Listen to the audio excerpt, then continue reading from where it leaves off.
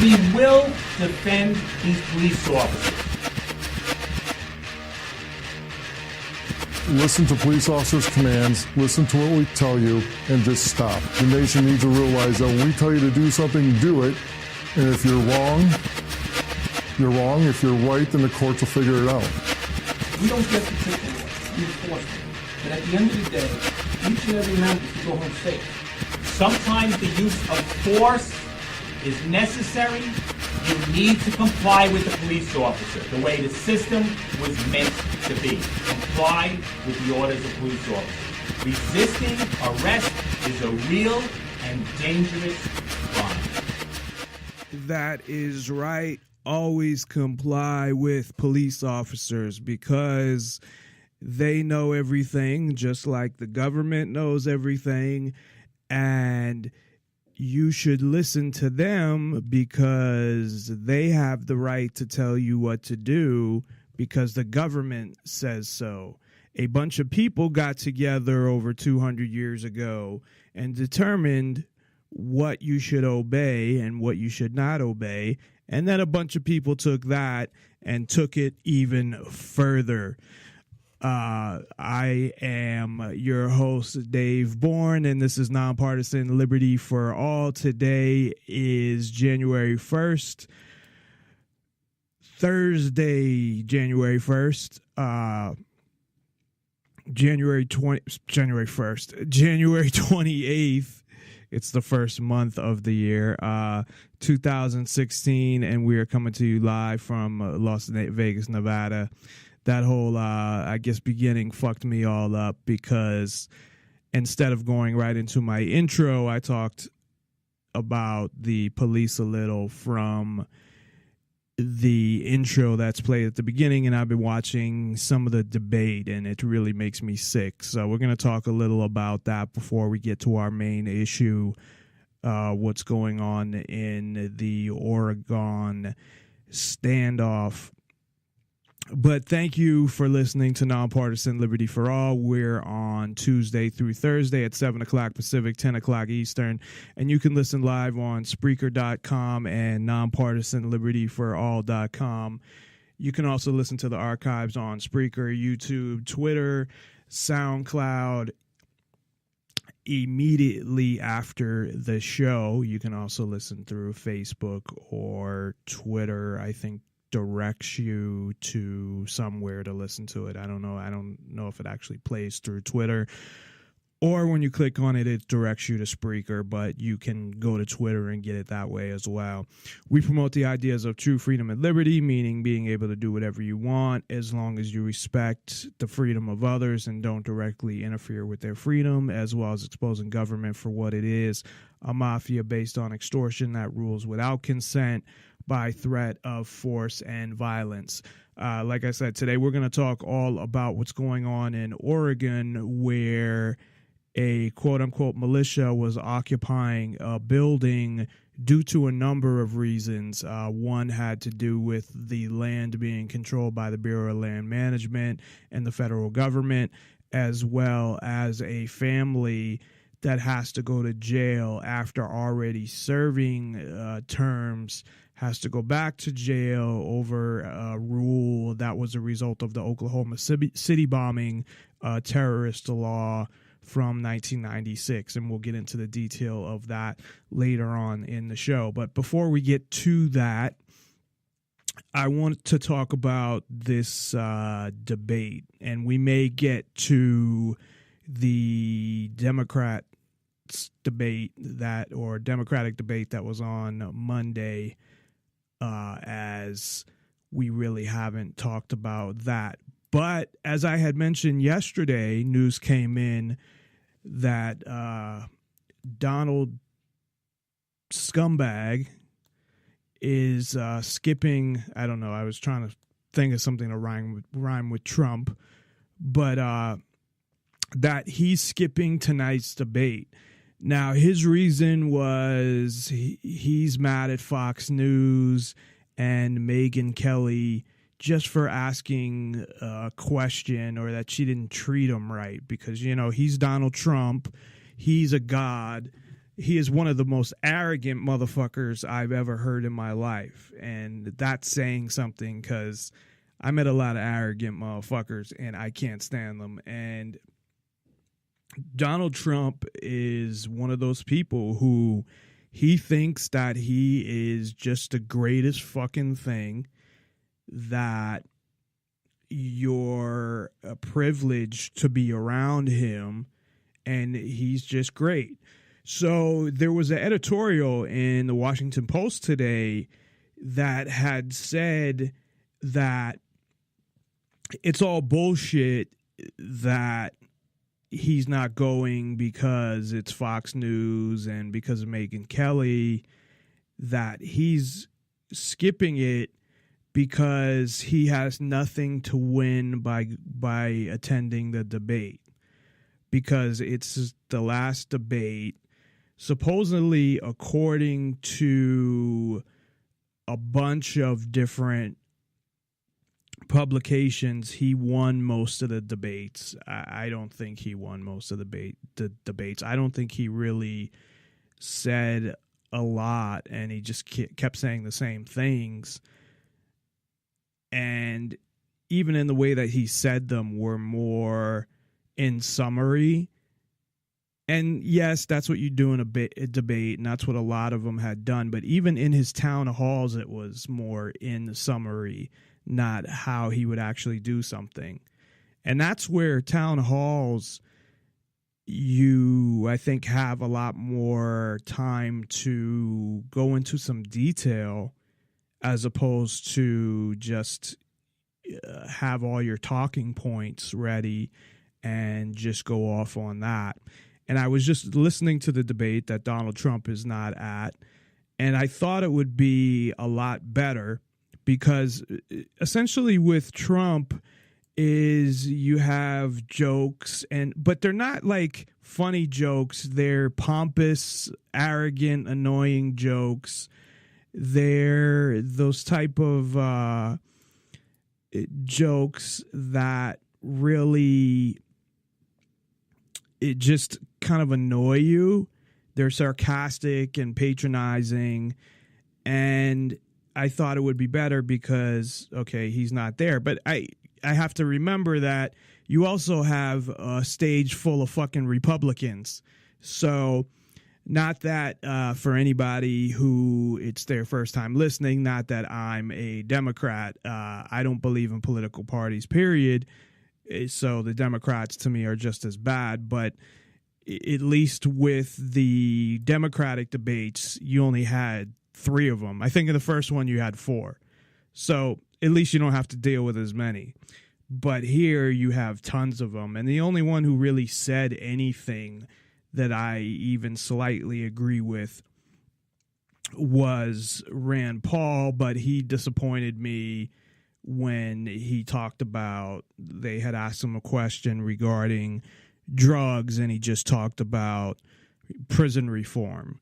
So that had bothered me. I think even, I don't know if they did or not, but I thought one of the Democratic candidates talked about the legalization of marijuana. There's a couple things that politicians will not fucking touch, man. It's just like part of being a politician, and it's all, they're all the same. They really are. But it's, drugs, they won't really touch them, except Ron Paul really, he didn't seem scared of that. And the police, they won't say shit about police. So what you kind of had today, you got Marco Rubio, who keeps saying the same fucking thing. Everything is about, basically, he's a give up your privacy for security. That's basically what he is. We need to catch these terrorists. We need to end this.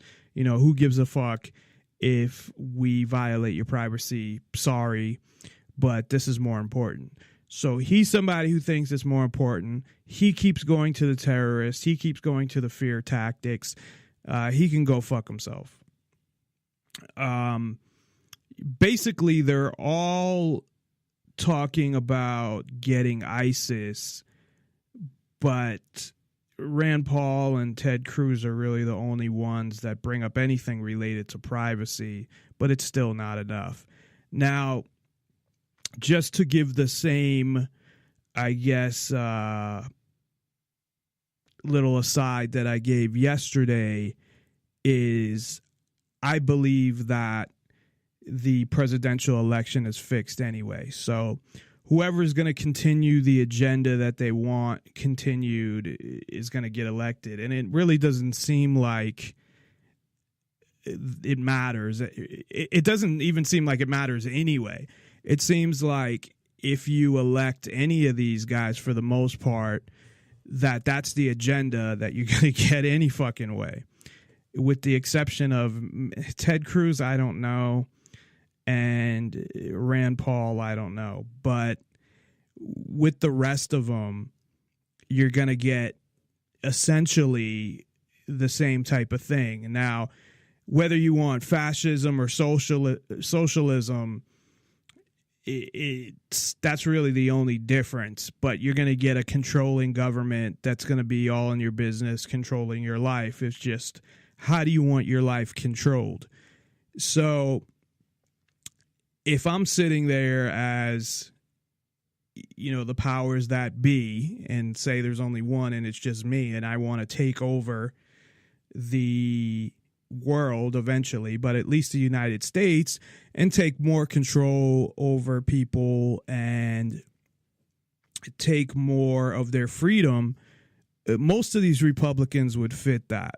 It definitely, as I mentioned, Marco Rubio, Chris Christie, the governor of Ohio, Kasich, keeps talking about strengthen the military, and all of these guys are saying that too. Rubio and Christie, and first of all, even with the cuts, the military is huge. So I don't know, it's overkill. I don't think the military should exist, period. I don't think we need, and I shouldn't say I don't think the United States needs a military because they have enough armed people. That was the whole point. You don't need a military. You only need a military if you want to invade other countries. Even Trump, of course, saying all the same stuff, strengthen the military, more security, more.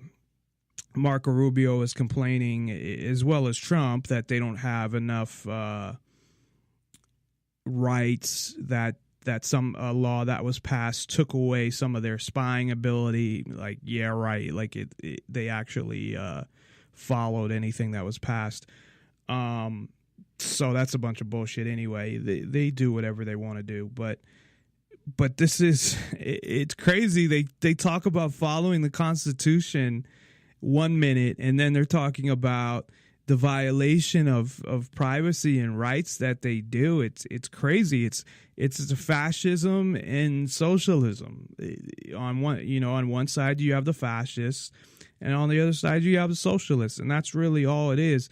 And I think what it ends up being is a combination of both, which is like the Nazis. So I really don't know, though, what a lot about the Nazi economy, how that went on after. But I think the government controlled all businesses as well. So, but as far as did they redistribute wealth or not, I finally looked at my W-2. Looked at the 20 grand that was taken by the federal government, and that's in total. That's not just the tax, because we don't get state tax, just federal tax. But that's not in that's in total. That counts, the Medicare and whatever other shit they take out. I know there's Medicare, Medicaid. Obviously, the federal tax and the FICA shit. So, and I'm not somebody who makes, I'm fine. I'm not complaining as far as how much money I make. But somebody like me should not be having that much money taken out. They talk about, well, we just want to go take money from, the people that make in the billions or something like that pay their fair share. Well, obviously, you're paying your fair share if you're paying in the millions of dollars. I don't see how somebody that makes $1 billion and pays 50 or 500 million in taxes or something like that is somehow isn't paying their fair share.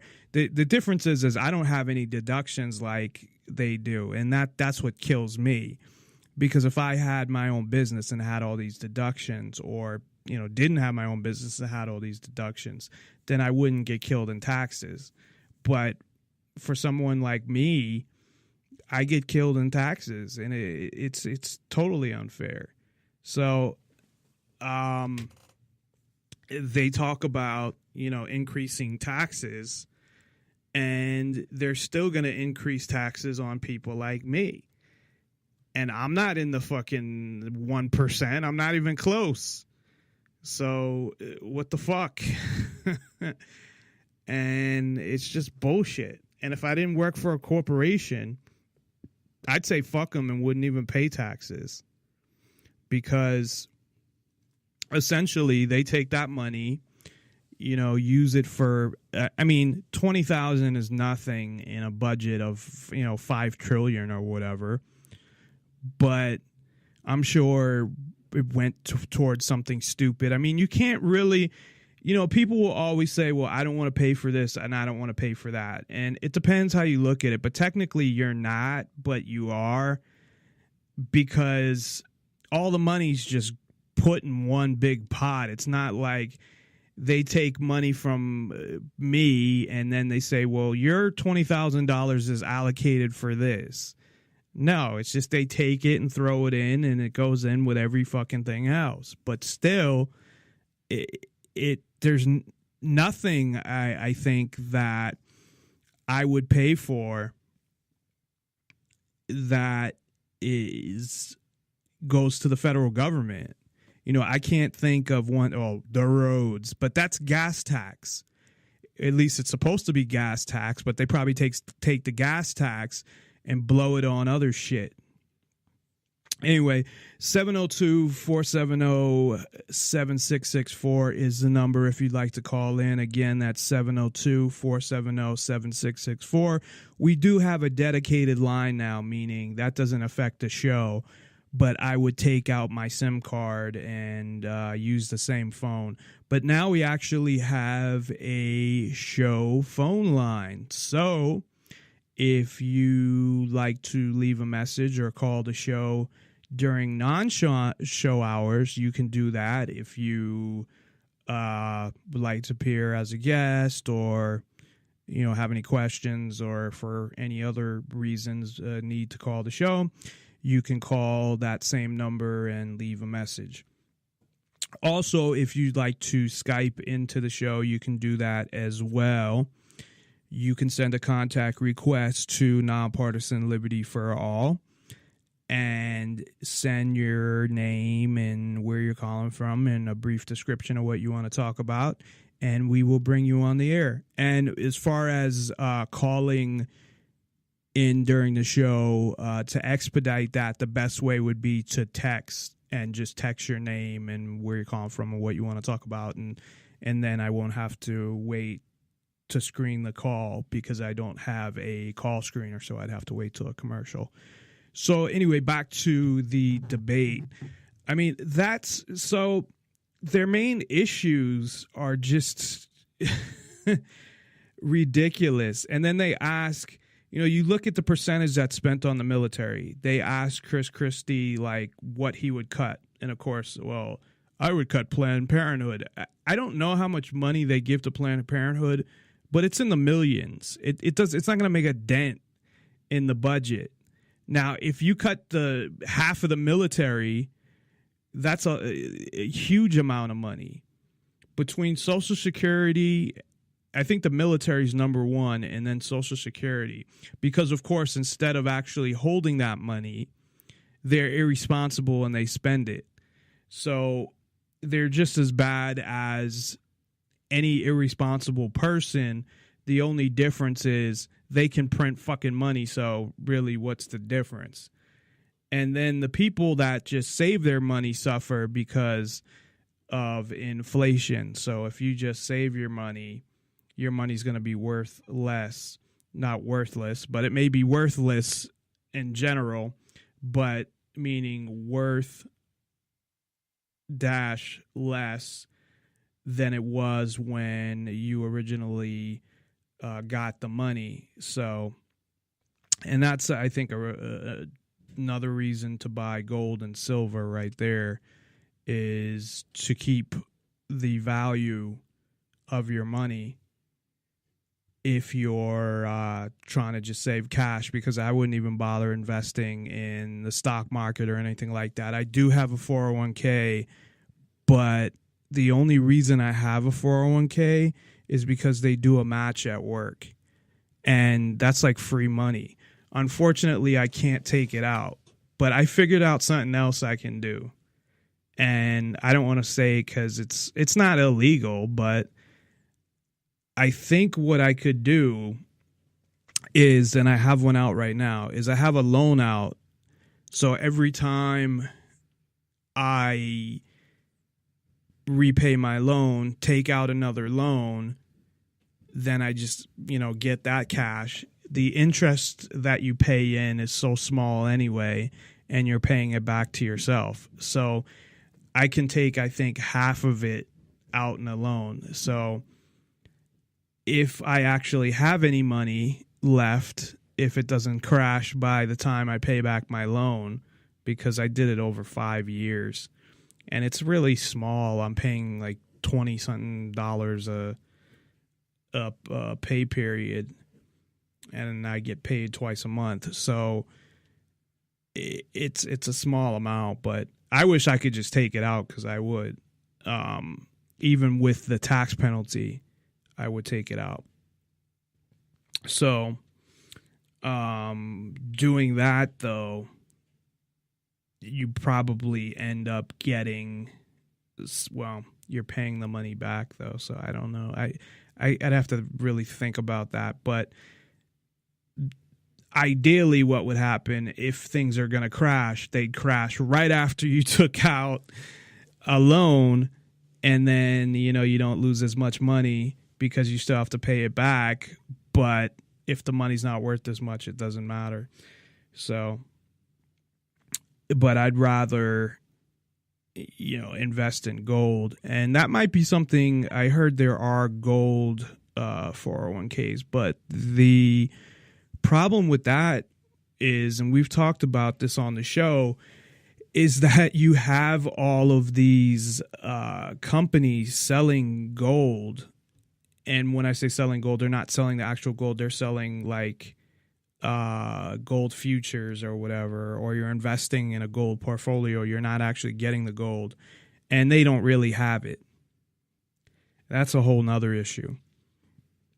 But anyway, back to the what I did see of the debate.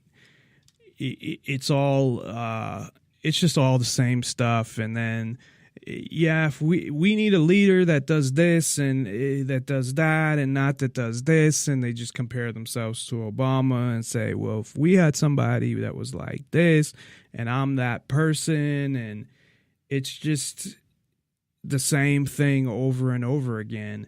Nothing changes. Nothing is going to be any different, because there's an agenda that's already mapped out, that they're just coming in and executing that agenda. And like I said, do you want the fascist part or the socialist part to come next?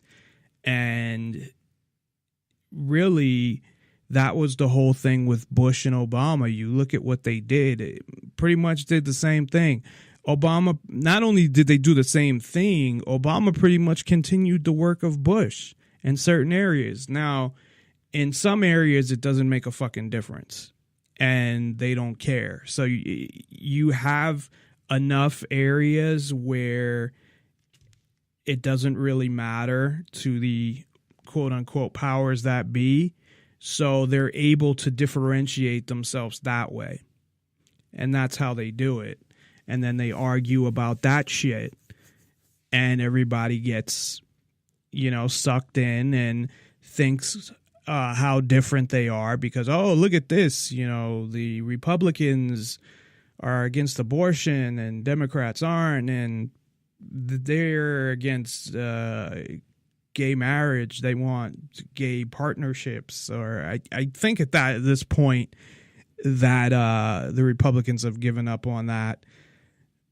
I'm not sure, but a lot of it is immigration, is ISIS, is how they're gonna fight, ISIS, which they essentially funded and built themselves as a proxy army to go out and do what they did to the Middle East and attack all of these countries and make them a mess. I mean, Libya, they tried to do it to Syria. They haven't been able to yet. Iraq, all of these countries out there are just a mess, and they've destabilized a lot of these countries. Egypt, really for no reason. Now, Egypt, they I'm sure they deny it, but it was something that I believe was orchestrated by the CIA in the first place. So you have all these candidates come in saying the same fucking shit, and the Republicans say what they say, Democrats say what they say, and that's it. But just getting back to Trump real quick. So to me, it makes him look like a baby. He's having and again, I really don't think it matters. I don't know what they really think. That's where it would be interesting, and you're never going to get the truth. But what do the candidates actually think? Do they think that it's not something where it's pretty much rigged? Do they think that they can just come in and win if they get the people to support them? Or do they have a thing in the back of their mind where, yeah, this thing kind of seems rigged? Anyway, Donald Trump, I think, would fit in perfectly as long as he could be controlled. But I think the guy is out of his fucking mind. I really do. And he is having... So at the same time as a debate, he's having a get-together, and I guess he got it pretty fast. So maybe he had it planned from the beginning. But he they still did this thing with the Republican Party. They've been doing this thing where the candidates that are really low, because they have so many candidates, because a couple of the candidates that should have just left, they just don't know when to leave. Like Mike Huckabee's been running now for the past 3 or 4 times. I think you should run more than once as long as you don't get the nomination. It's kind of like almost a rule.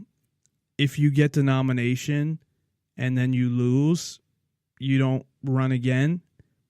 And at least it's been like that during my time.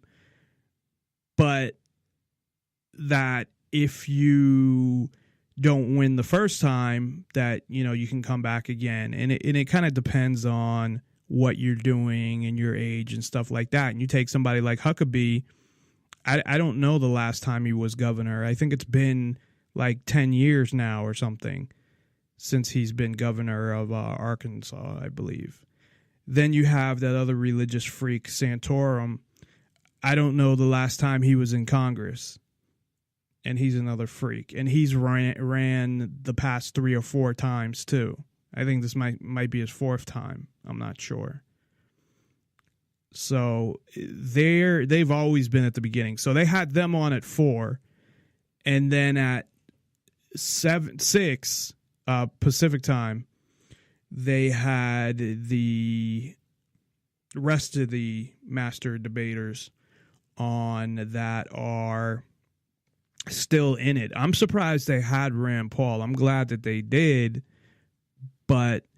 And really the only reason I am is because he does come up with some of these ideas or says some things that hopefully make people think, but not like his father did. He doesn't do enough. But it's good to have him in there. So I'm surprised he was in the main debate because it doesn't seem like he's doing that well. But anyway, in the main debate was Christie. I was trying to think of a joke about Christie, but I couldn't think of one. That's a fucked up name though, like Chris Christie. You think his parents did that on purpose? Christopher Christie. Anyway, Rand Paul, Marco Rubio, Ted Cruz. I don't know if the doctor was there. I'm not sure. I think he was. And I can't think of his name right now because they never let him talk and he's like falling asleep. Ben Carson, yeah, he was there because I remember now them saying that he was the only one who doesn't have political experience, which I think is a positive thing, but I don't agree with him on probably anything. So Ben Carson, Kasich, the governor of Ohio, and I believe that was it. I might be missing one person, but that is pretty much the lineup there of the I don't know, whatever you'd call them. The number one guys, I guess. So I'm thinking that I'm missing somebody. Oh, and Rubio, who's still, I think he's in third place right now. But he just sounds kind of like a pompous ass, too, where he keeps talking about to sit there and basically tell people that, you know, hey, I don't care. We're going to get these people. And basically, if we have to violate your privacy to do it, then oh well. Why don't you come out and fucking say what you really mean? But of course they're not going to do that. He's not going to come out and say, well, you know, if we got to violate your privacy, then oh well. And I saw maybe the first hour because it started at 6. I had taken a nap, and I'll listen to the rest of it tomorrow, probably. You know, while I'm working, I can put on YouTube and just play the audio and listen to it. So, and see what happened at the rest of it. But it just kind of makes me sick. But back to the Trump thing, the rationale, I guess, as to why Trump would skip the debate on purpose is, one, there's already been 6. So that's a lot. And he did a whole bunch of town halls, and I listened to his town halls, not all of them, but a lot of them when I was preparing for one of the shows. And he pretty much said the same thing in every single fucking town hall. So he won all the debates, depending on who you listen to, or won most of them. He has momentum in Iowa. These are the things that the writer's saying, not what I'm saying. So basically, if he did badly in the next debate, that wouldn't look good for him. So the debate that's going on right now, if he did badly, I guess Iowa is Monday. So, and then is New Hampshire Tuesday, or is it the same day? So I guess the rationale is it can only bring him down, and he could only look worse. I mean, he seems to just be like going off the rails, man, because that's what this makes him look like. So I think either way, he put himself in a bad situation, because it looks like what he's doing is that he's so much of a fucking baby that he's like, no, I'm not going to do that debate. And that is not hard to believe if you listen to him talk. The guy is like out there. He's not normal. I mean, I honestly, it'd be one thing if he was like a comedian and that was his act. But this is how he was before. And I had mentioned that. That's why I never liked him, because of the arrogance and the, like, he really believes this shit. He's already said, I'm going to be the next president.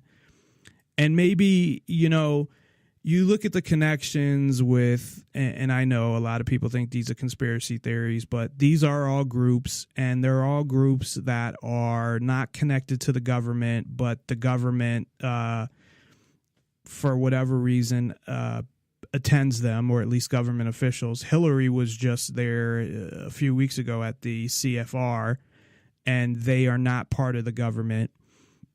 So it could be that he's been involved with some of these groups, I don't know, and that they want him to be president. They want the billionaire, one of the billionaires, to be president, and he'll go with whatever agenda they want him to go with.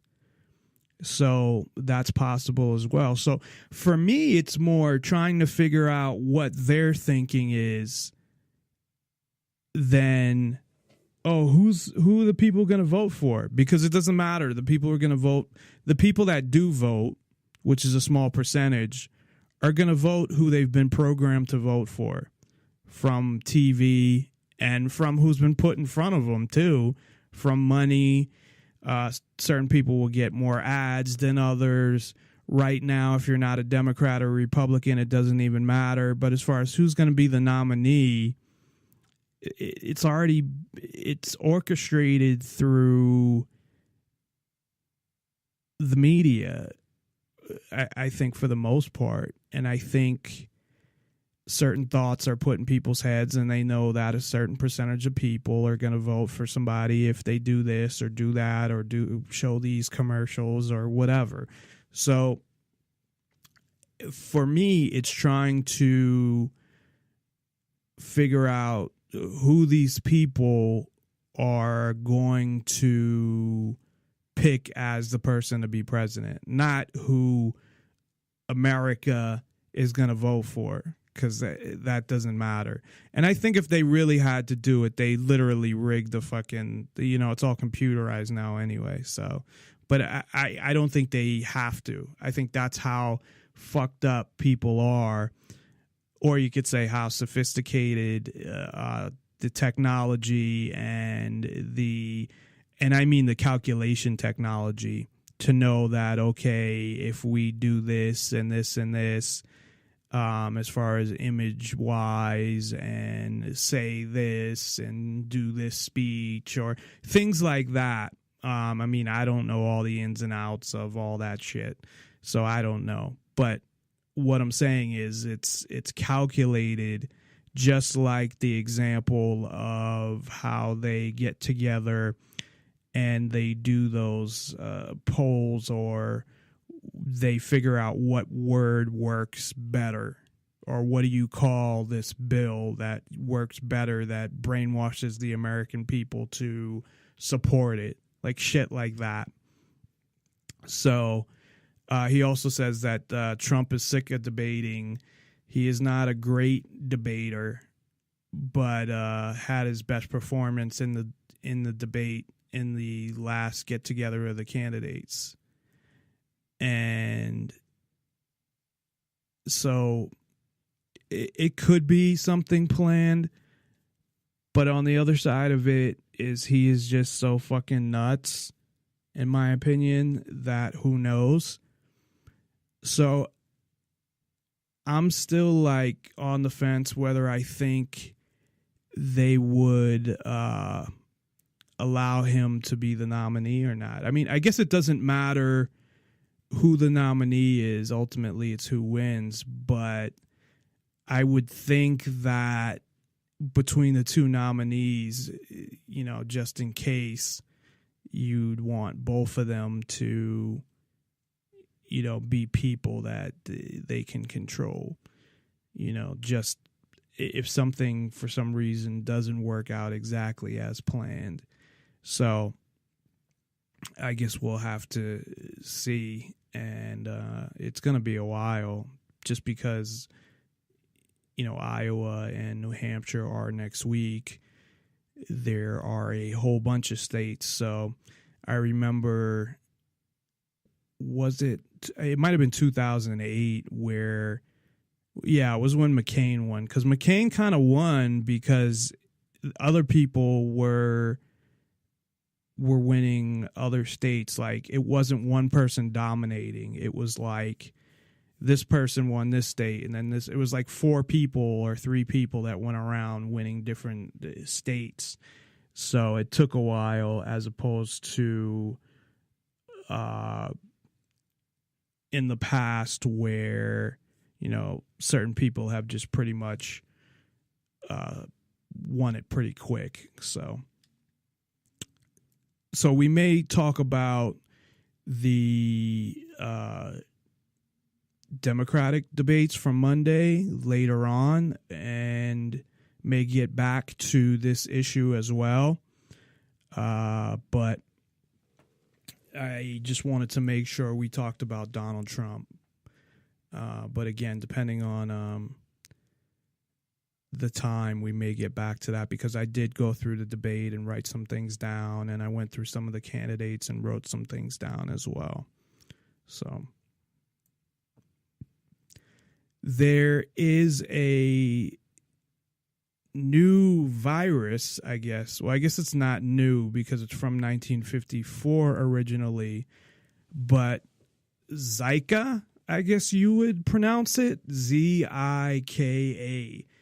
Now it's becoming an explosive pandemic. I love how the news tries to scare everybody and make it sound like the whole world is going to end when there's any type of virus. So it's like they're leaving things out of articles now.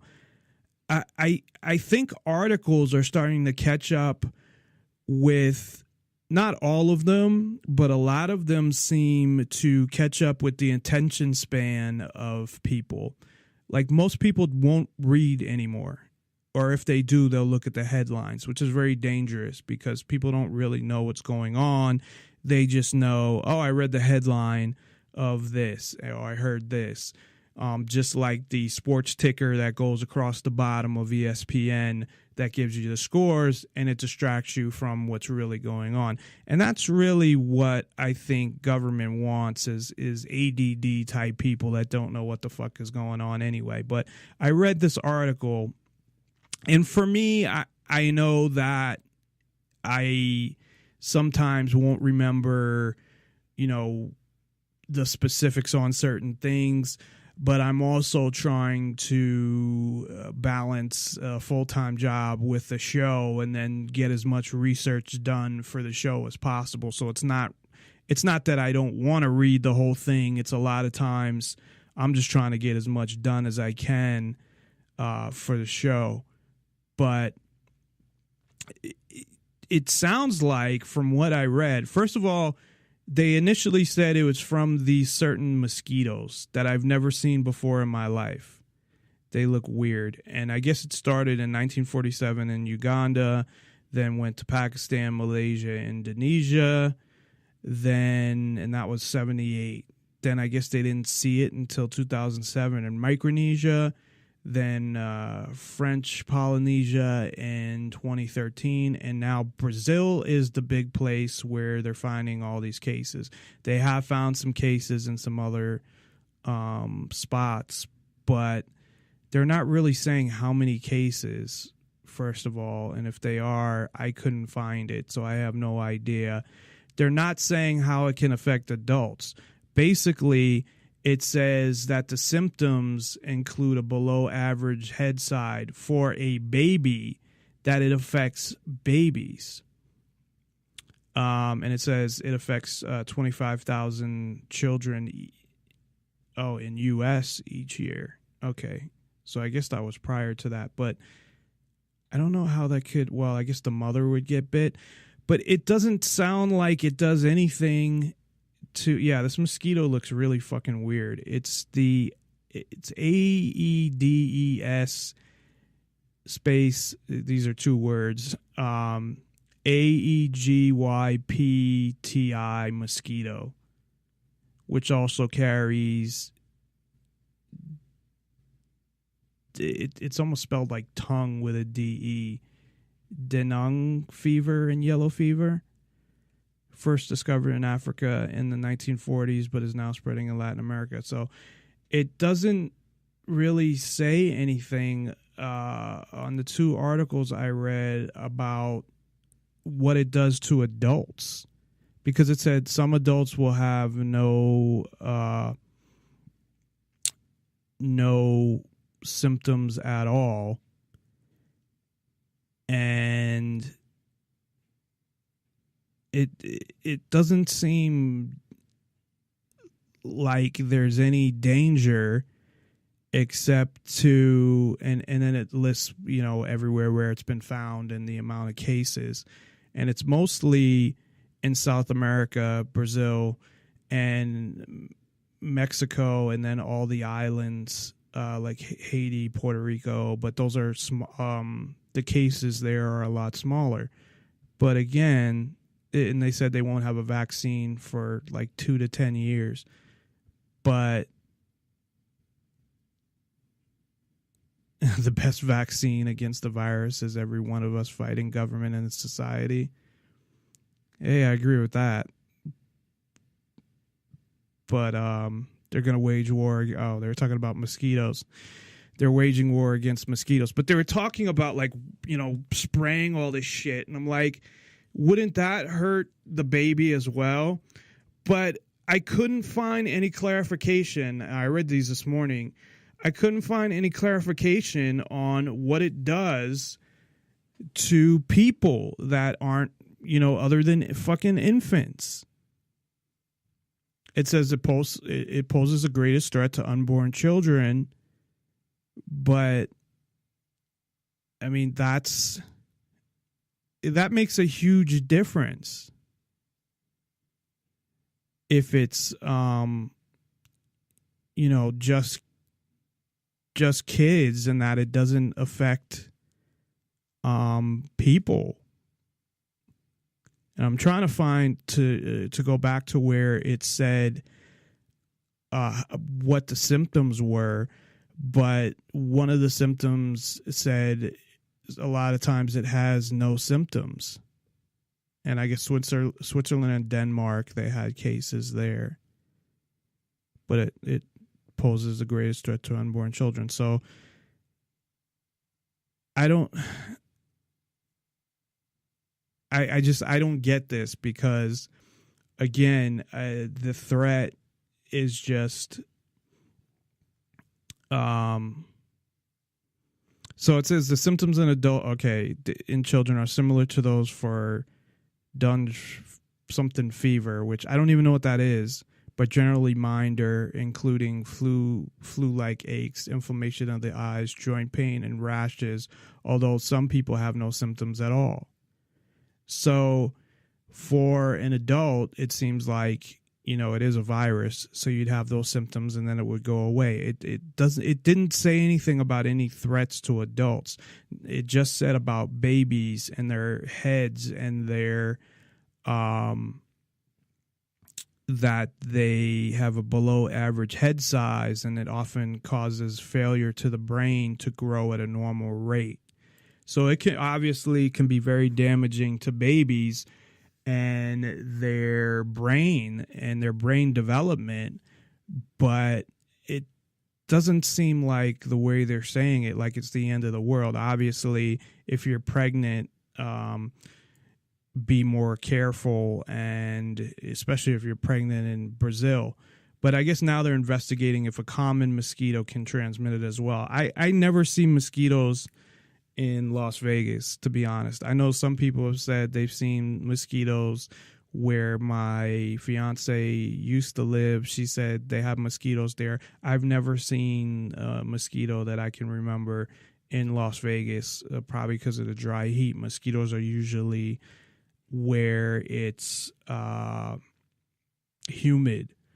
So, like Boston during the summer had a lot of mosquitoes. So, I would stay away from mosquitoes if you're pregnant. I mean, but talking about this like it's the end of the world, I don't get it.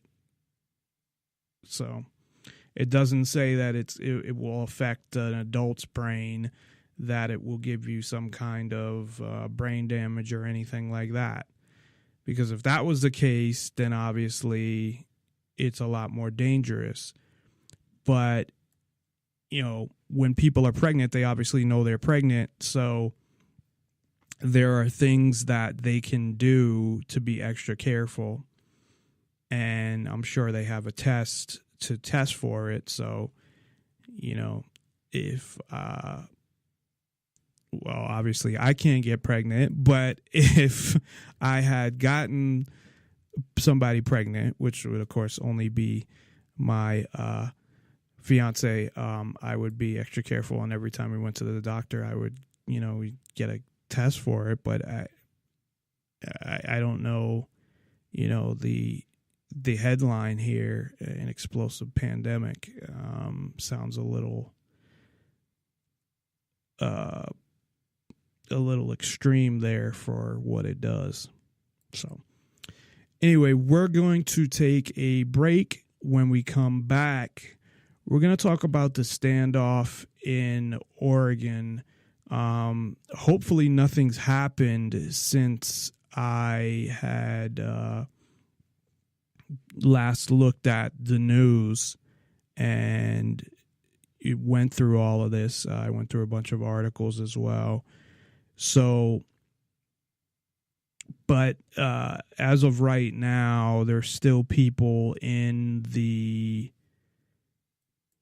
government building, and which is in the middle of nowhere. So I don't want to say too much right now because I'll go into detail when we get back. But it's been for about a month now. It has to do with government land. It's similar to the Bundy Ranch thing, sort of, just in the case that it has to do with government land. Other than that, or land that the federal government controls via the BLM. But there's kind of two things that prompted this. And it also, I think there's some positives in this as well, that have to do with non-compliance and self-defense. Now, somebody getting killed obviously was not a positive, but as far as the people getting together and standing up and being armed as well. So it's unfortunate that something did happen, because you hate to see somebody getting hurt. And I guess one person got killed, one person got shot. I think one of the people that got shot were one of the Bundys. The Ryan Bundy, and then Amon Bundy got arrested. So we'll play a couple clips, and when we come back, we'll talk all about it. If you'd like to call in, remember 702-470-7664, 702-470-7664, or if you'd like to Skype in where it sounds a lot better, you can send a contact request for Nonpartisan Liberty for All. It's all one word, and just send your name, where you're calling from, and what you're calling about. And if you could actually note how you heard about the show or where you're listening to the show on as well. I won't mention that on the air, but just for my own purposes, that would be helpful. also. So we'll be right back after this. Check us out at nonpartisanlibertyforall.com, as well as Nonpartisan Liberty for All on Facebook and NPLFA Media and Radio Network on Facebook. So we will be right back. NonpartisanLibertyForAll.com. There's been a deadly development in the near month-long standoff at a wildlife refuge in Oregon in the United States. One person's been confirmed killed after a shootout, and the leader of the armed group has been arrested along with 7 others. They're now facing charges of conspiracy to obstruct police. The exchange of gunfire reportedly took place on a highway, not at the facility where the group has been holed up since the beginning of the month. As the days rolled on, the armed militia attracted nationwide support. Statements are not good enough. I want the federal government to abide by the Constitution of the United States. Really, you need to pick a side, because this is really good and evil. Pick a side, dig in, take a stand, or you'll be struck down. My name's Scotty Wills. I'm from Fort Worth, Texas. This is in no way an armed militia movement to just rise up against the federal government. It's the biggest bunch of nonsense that anybody ever heard in their life. Thank you. Brandon Dowd. I'm here to support them and stand up for my God-given rights and the universal law of do no harm but take no shit. Well, until events took a turn on Tuesday, the standoff had been largely peaceful. The armed group stormed the federal refuge in protest of what they called the unlawful arrest of 2 ranchers. The militia's demands then grew into calls for federal land reform across the United States. Journalist Tim Neville, who's in Oregon, described the situation at the compound. So as I understand it right now, there are still people at the refuge, in the buildings there, based on the number of people who are there, and people have left and come on, but it's at least a dozen, maybe even as many as 30. And the people there are obviously aware of what's going on, and so they have said that they are ready to, defend, a peaceful resolution, whatever that means. Hopefully everybody will just realize that this was an exercise. They've made their point, and now it's time for justice to kind of come into play. And it's not over yet. The standoff's now entering its 25th day. Exclusive footage from inside the occupied facility shows how the protesters have been surviving. And this right here, this room where you guys have supplies, was a weight room. It was a weight room. We changed it because it was snowing yesterday. We brought some dining tables in. There's some onions. What is this? What are we looking Potatoes. at? Look. These were given to you guys? Yeah. Potatoes. And have you got a lot of people that have donated things and supported you guys? Everything you just filmed is donations. Okay. We do have a nation in distress. People are afraid to speak up and speak out. I mean, you guys are doing this protest. This is a protest, and it's a statement. What is the solution? Yeah.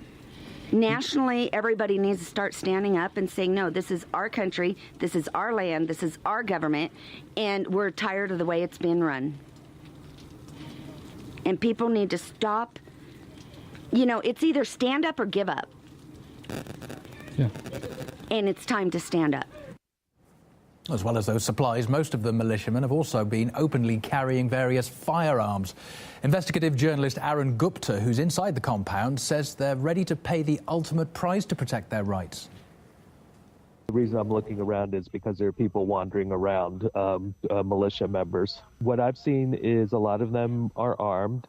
They're carrying all sorts of weapons, handguns, shotguns, semi-automatic rifles, and those are just the ones that are carried openly. A number of people have also told me that they're willing to die. So yeah, when they're saying they're just patriots fighting for their constitutional freedom, that's true, but you have to understand what they mean by that. In terms of the Constitution, they have a very radical interpretation, and they essentially want to abolish the federal government. I'm going to go further on the Bundy Ranch, okay, or the Oregon guys, militia. So, and now white people... Bear in mind, they're still there. There's still a bunch of them there. Yeah, okay. Some of the families have now left, but there's still some nut jobs that are holed up there. Okay. Now, bear in mind, white right-wingers now are going to lose their minds, okay, when I say this. But in this country, what have white right-wingers done forever? Go take other people's property, right? And they do it with arms. So if you're a Native American, well, and you're in our way, we're going to murder you, and we're going to take your stuff, okay? We're going to take your land, and we're going to call that manifest destiny, okay? Now, it wound up forming this country. I love this country. And so I understand that it's a mixed bag, and it goes back into history, and it's harder to judge in a historical context. But if you're talking about the people who are violent in this country, if you're talking about the thugs and the savages of this country, it is white right-wingers who then enslaved African Americans and made them work for free for them. I'm not going to pay you. I'm going to enslave you. I'm going to rape you. I'm going to kill you. I'm going to lynch you, and I'm going to make you work for me. You know who does that? A savage, a fucking thug does that. And the South was littered with them. The entire South didn't treat African Americans as human beings. They enslaved them. Until sometime in the 2020s, we're hoping. Yeah, okay. Now, you go down the list of every single... So let me just say on this, that's the Young Jerks or Young Turks or whatever, and I don't know why they call themselves young, because most of them are, well, I guess two of them aren't that old, but the one guy, the Unger guy, is really old. Sometimes they have some good points.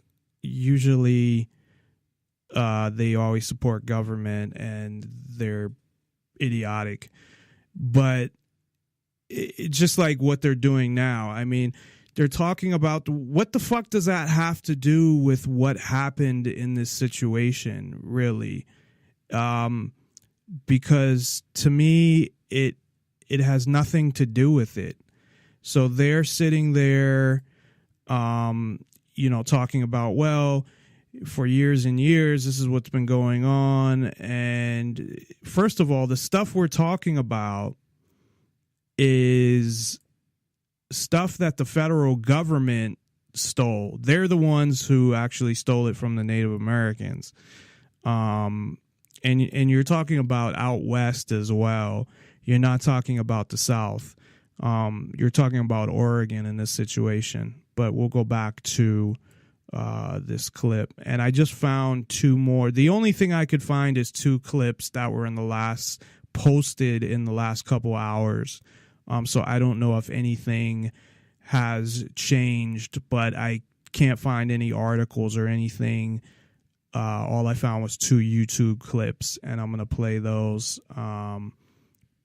But it doesn't seem like anything has changed since I gathered my information.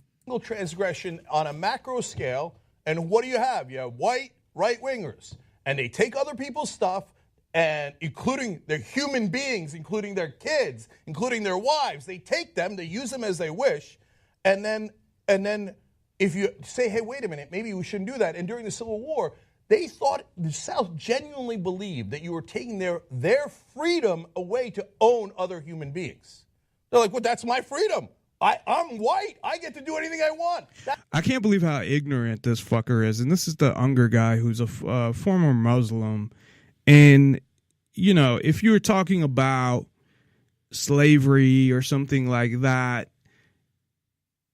in the context of slavery or the context of what's happened throughout history, I understand that. But to me, this has nothing to do whatsoever. He doesn't even know that all these people are white, first of all. Nobody knows who they are. Just assuming. I mean, there's only like 3 or 4 people at the most, or maybe it's 8 people that they arrested, but they don't know who everybody is. And I think they are white, but what is that? It's just like, what is the fucking point? I don't understand how in Oregon people taking the federal government taking land from people, and what really started this up is putting people in jail as terrorists. So let me try to play as much as this as I can before I just get too fucking annoyed with it. That's the history of this country. That's not necessarily the today of this country. There's not lynchings. There's not There you go. That's not the today of this country. slavery. We understand that, right? But if you don't think that's the history of this country, well, you're stupid.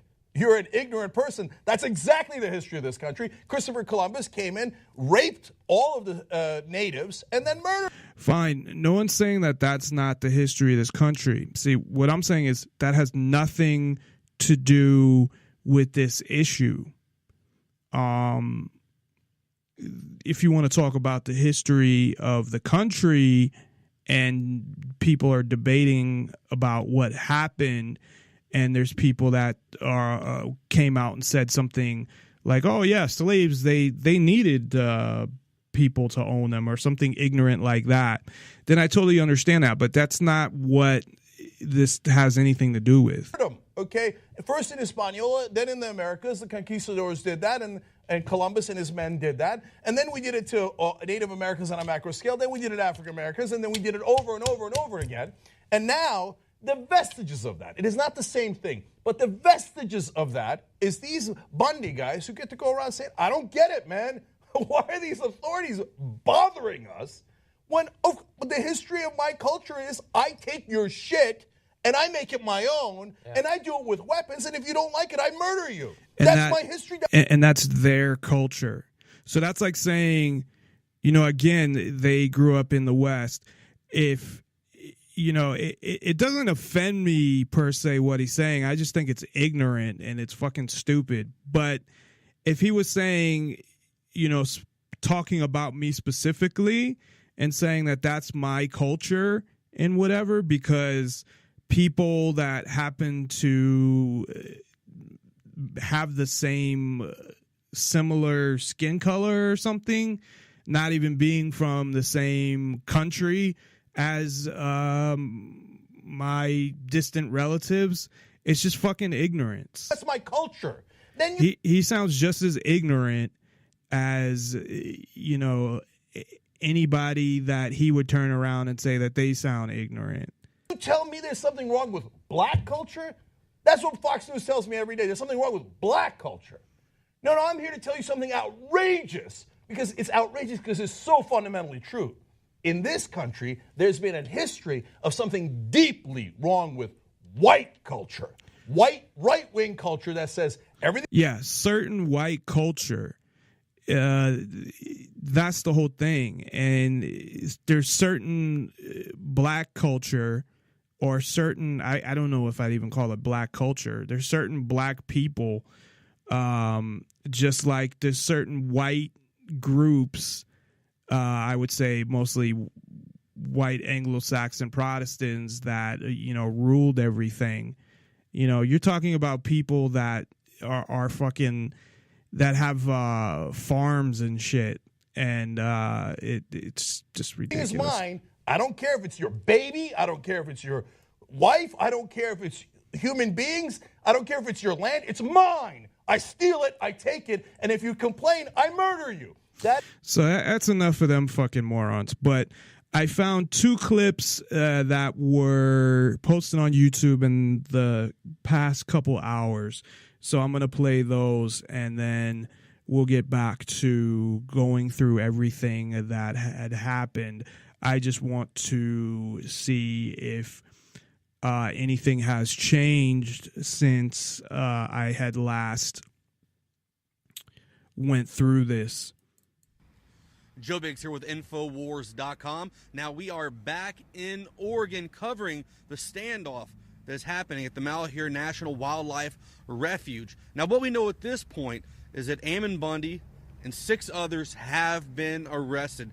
They're currently being held without bail in Portland, Oregon at this time. Now there were remaining people inside the compound. Some have left and have also been arrested as well, including John Ritzheimer out of Arizona. They picked him up back home. He left earlier and was picked up back in his home state.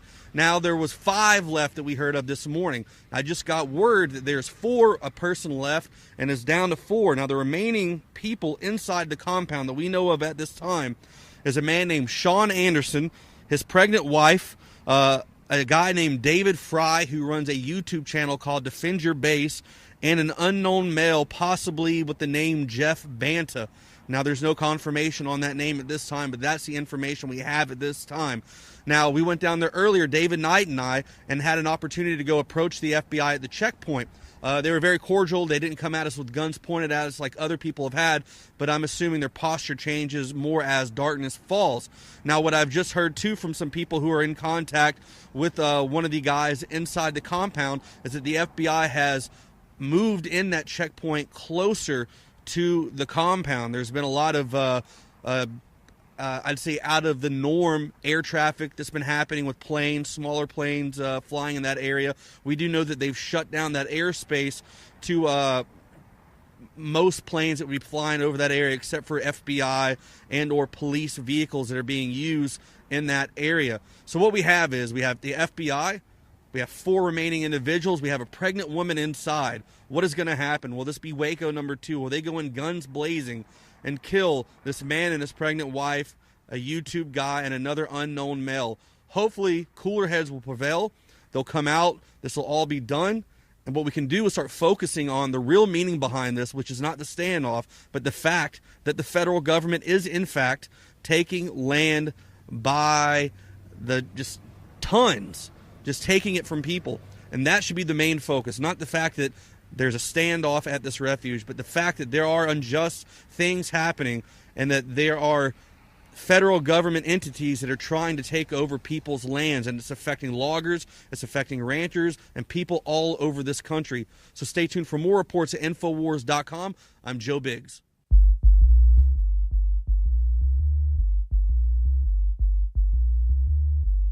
You are listening to Nonpartisan Liberty for All Radio with your host, Dave Bourne.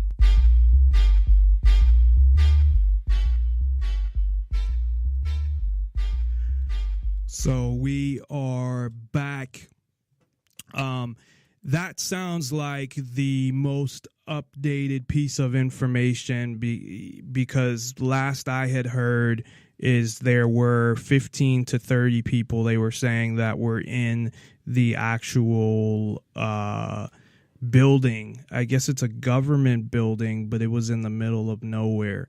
So what I'm going to do is go through the whole story of what had happened so people have a better understanding. But what the Young Turks, the whatever Unger or whatever is, however you say his fucking stupid ass name, really what he said was just totally out of line.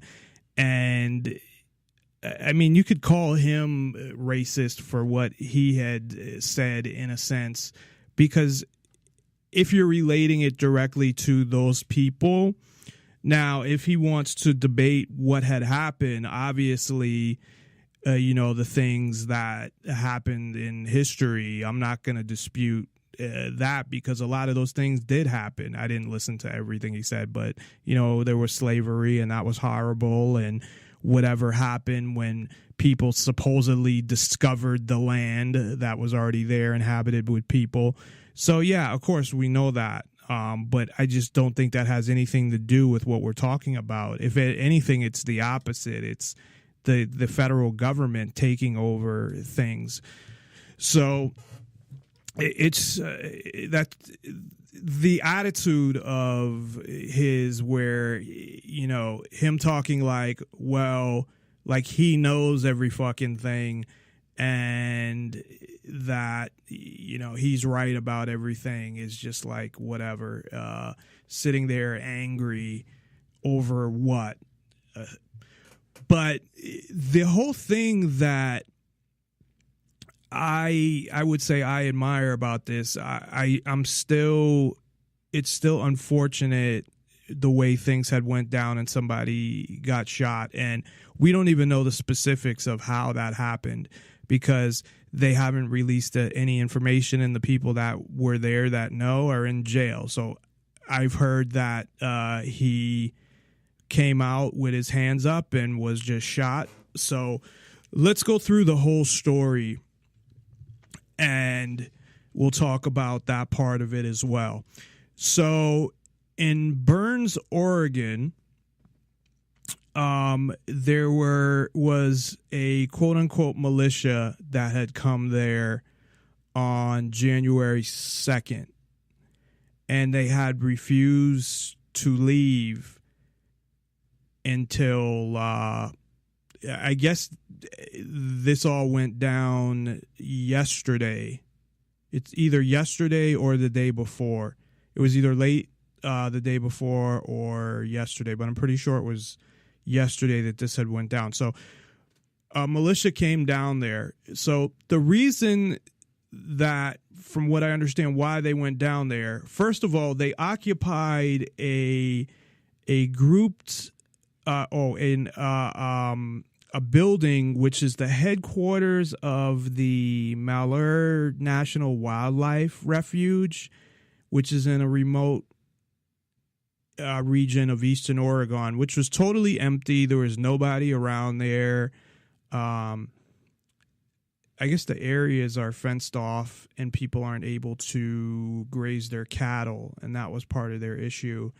And there were no government officials there, nothing. So they had come down there armed. And I think that's the positive thing. I think what they're doing, and one lady had said, you had heard on the video, that they were ready to die. And I don't think people should have to die over this shit. But the fact that they are, and the fact that they are coming down there armed to defend themselves if something happens, I think is a positive thing. And if more and more people start doing that, what are they going to do? The government's going to kill everybody? No, they're going to back off, hopefully. So they were occupying this building, and again, no one was there. It was in the middle of nowhere. Nobody really gave a fuck. In their occupation of the building, you've had people occupy buildings before as protest. I remember they were sitting in the governor's office after the Trayvon Martin verdict, and no one, as far as I know, no one was arrested there. And I think they slept there for days, but that was okay. But this is a place where nobody even was, and I don't mean to compare the that they slept in the governor's. I don't know, it was his office. I don't think it was his mansion. I think it was his office. So because it's a totally different thing. But I was just trying to make a point that people have occupied Wall Street. I mean, whatever. When people are protesting, they occupy certain things. And this was a building that was just totally unoccupied, and in the middle of the winter, Eastern Oregon. So nobody had bothered them. And I guess at one point, and I have the clip of this, the sheriff had come down and said, hey, if you guys just leave, then there's no problem. You guys, we'll just escort you out of town, and that's it, and there's no problem.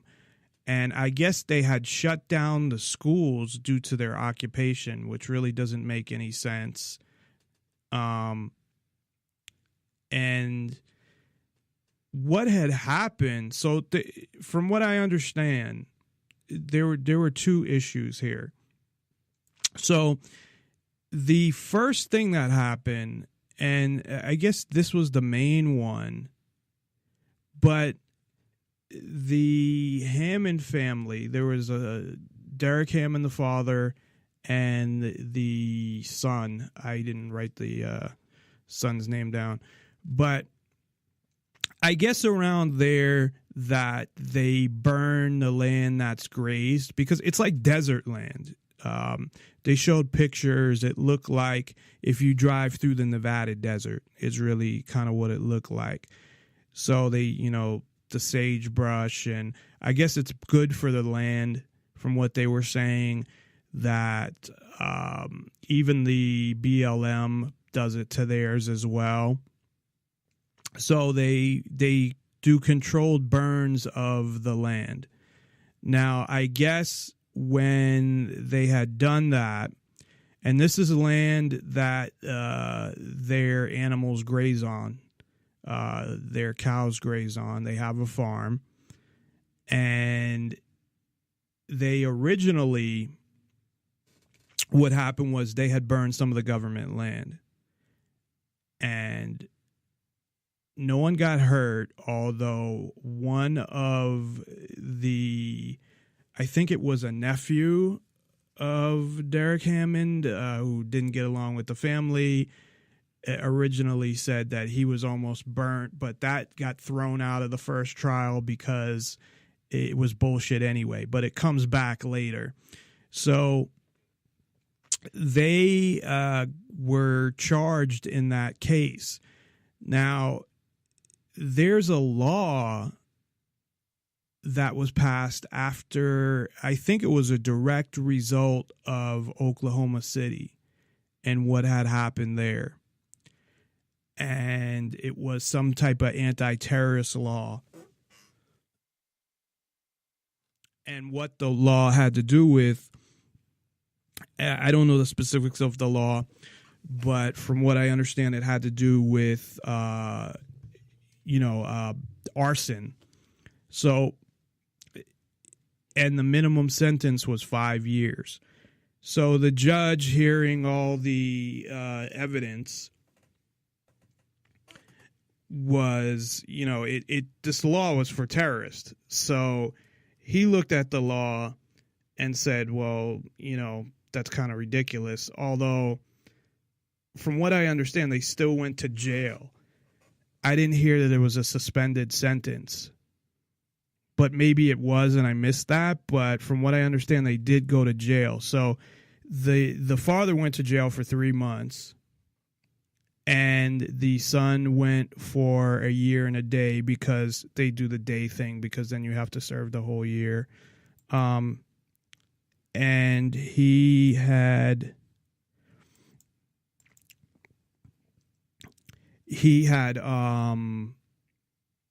done that because he was in trouble before. So, which still seems ridiculous to me. So, I mean, I should check on that to see if they got suspended sentences. But I guess maybe because of that law that he had to do something. But anyway, again, from what I understand, the father went for 3 months. The son went for 12 months and a day. And they just wanted it to be over. That was it. They were done with it. Then what had happened, and still it's just ridiculous, because around them is nothing. Even though it's federal land, I guess they're able to use it to graze their cows and everything.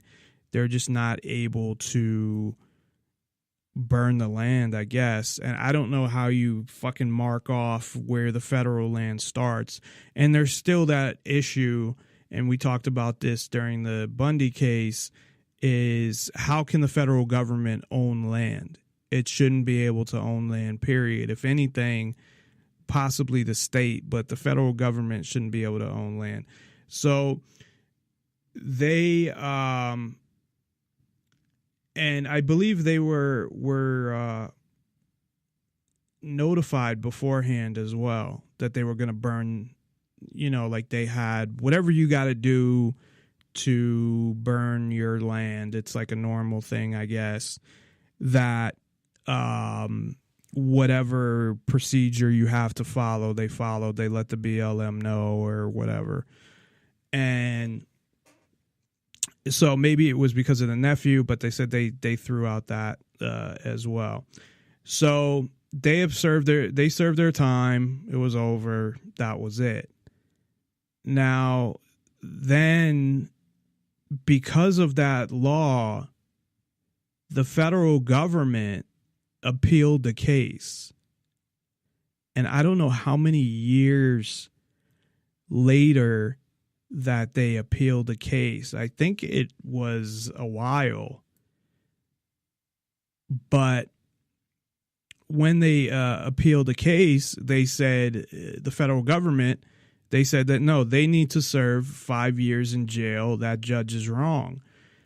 And again, the law was for terrorists. That's why,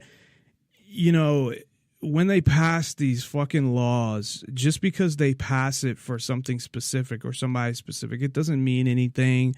They're going to interpret them the way they want, and they can do whatever they want, and it's fucked up. The whole situation's fucked up. So they have to serve 5 more years in jail. I guess the federal government appealed. The nephew retestified.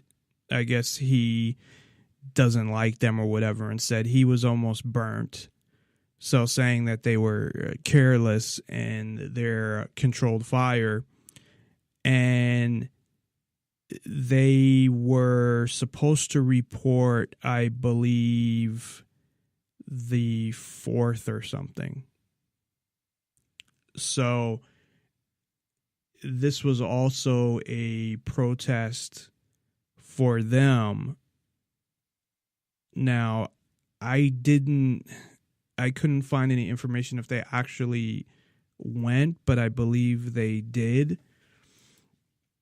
And from that, the other issue that came up was, well, why isn't the land just owned by the county instead of the federal government? Because that was a federal law. If it was owned by the county, then they wouldn't have to serve 5 years. And so around that same time, well, it was before they went to jail. It was the second. Eamon Bundy, who is the son of Cliven Bundy, which I'm sure everybody is familiar with what had happened here in Nevada, where the BLM took his cows and said he owed like $1 million in taxes and federal taxes, and he had said, well, I paid my county taxes, but I'm not paying the federal taxes because I have grazing rights to graze here. And essentially you don't have any jurisdiction. So there was just to summarize, there ended up being a big standoff there with an armed group and the BLM, and the BLM ended up backing down, and then nothing ever happened. So I guess the son was Stephen. I'm sorry. So they ended up turning themselves in on Monday when they were supposed to, but it was still a partial protest for that. And when Eamon Bundy had spoke with the media, he had said that he wants the land to be given to the county because then obviously those laws don't apply. Now, part of the issue was that some people didn't want them to be there and some people did. And that was causing some of the issues as well. I don't know why they closed the schools, and I'm not sure how long they closed the schools for because that sounds fucking nuts. I'm going to go to this other clip that I just got that was posted recently and see if there's any new information. It says something about secret handshakes or something in jail, so I don't know if it has any information. It's the bunker report, so let me play this and see if it has any additional information, and then I'll get back to what had happened yesterday with the standoff and the people getting arrested and the man one getting shot and one getting killed. So we'll be right back after this. Hello, my fellow patriots. Let me just give you a little heads up here, some information that you might find interesting, but it's not unusual for most of us who've done any of this research for any amount of time. Here is an article a couple days back, from January the 26th.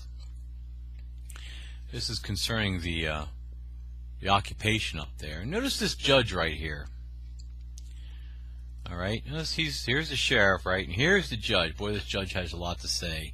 I don't know how much you're going to see in this particular video, but I just want you to kind of look at this. I'll leave a link, whether it stays up, how long it stays up, especially the next part I'm going to show you.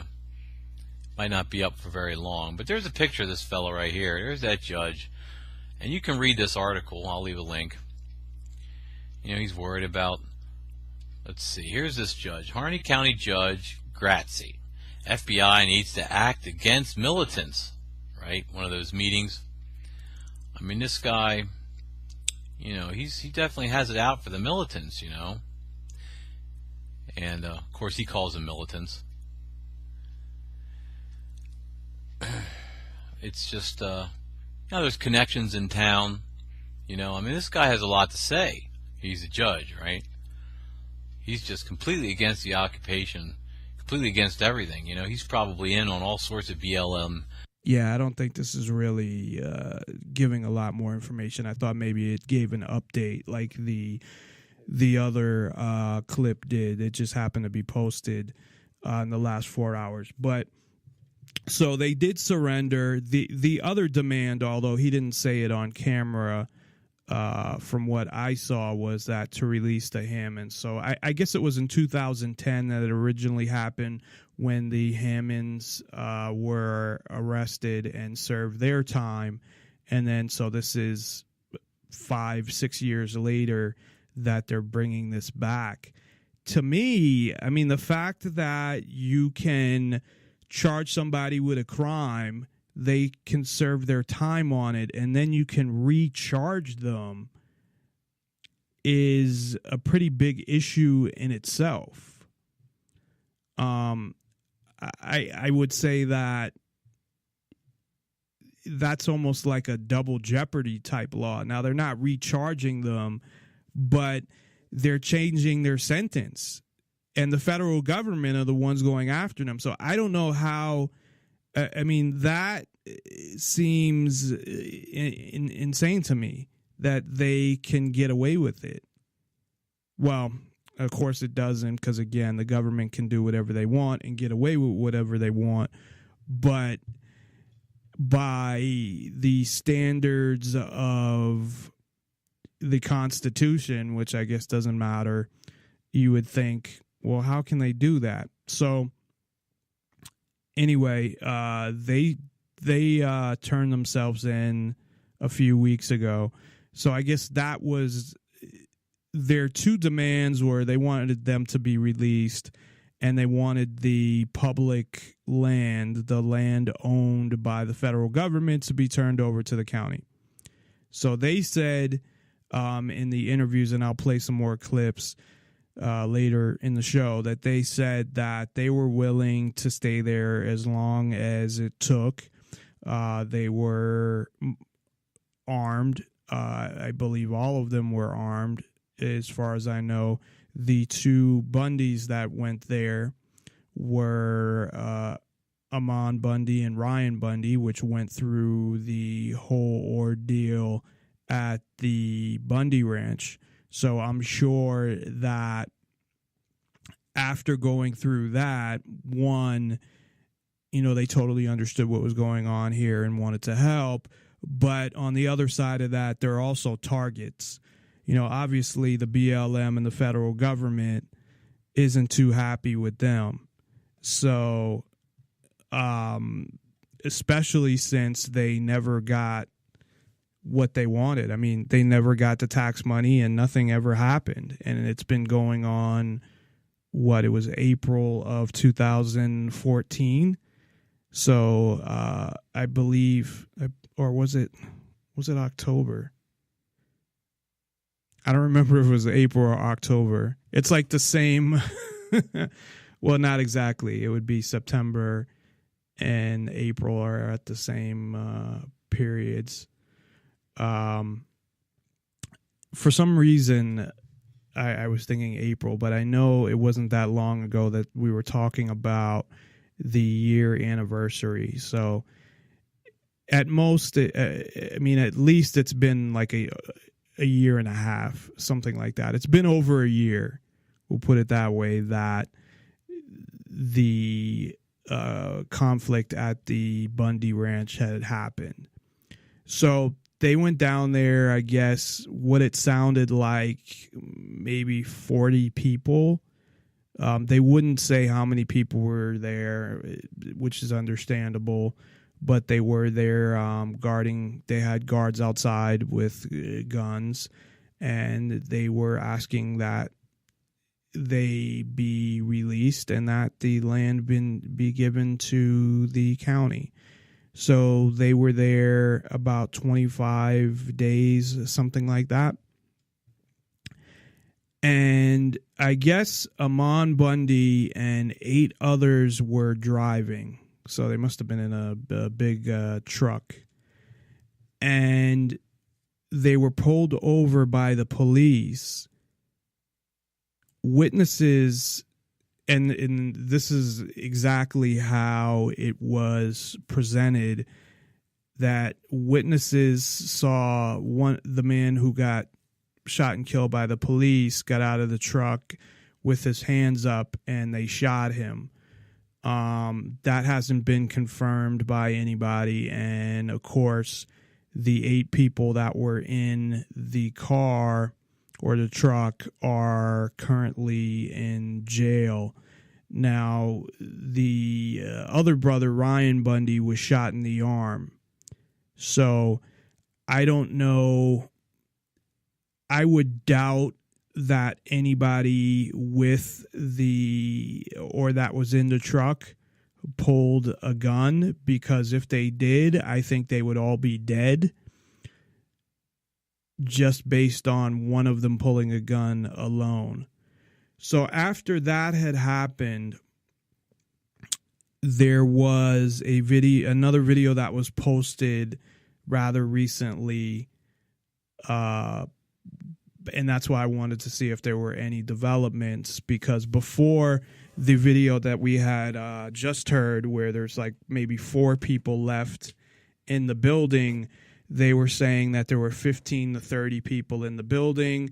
They went in and talked to that woman who said that she's willing to stay there as long as possible, that she is willing to stand up for her principles. I know I'm paraphrasing, and that I don't know if she had said that she was ready to die, but somebody did, and she might have said that as well. And when you look at that, I mean, I definitely have respect for somebody who's willing to stand up for their principles and die for them. Now, I don't think that's something worth dying for. I understand that this is going on all over the West and that they're trying to stop it. They had a town council meeting that they had showed, and a lot of people were saying, well, that they don't want them there, that nobody had asked them to come there, that they had just showed up. Amon Bundy had said, well, I just talked to 2 people earlier today, and they were saying, thank you so much for coming, and that we really need you here. And so it just like anything, I think there's going to be a mixed opinion on whether they want you there or not. But the people inside were nervous, saying that I guess the feds were outside with snipers, or there was a checkpoint set up with snipers, that the people inside were worried that the government was just going to murder them because they've done that in the past.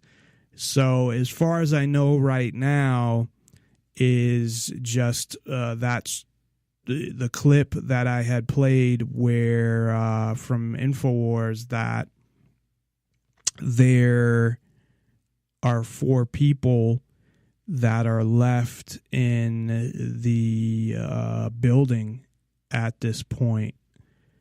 So I wanted to play, if I could find the clip from Amon Bundy, and I actually had a longer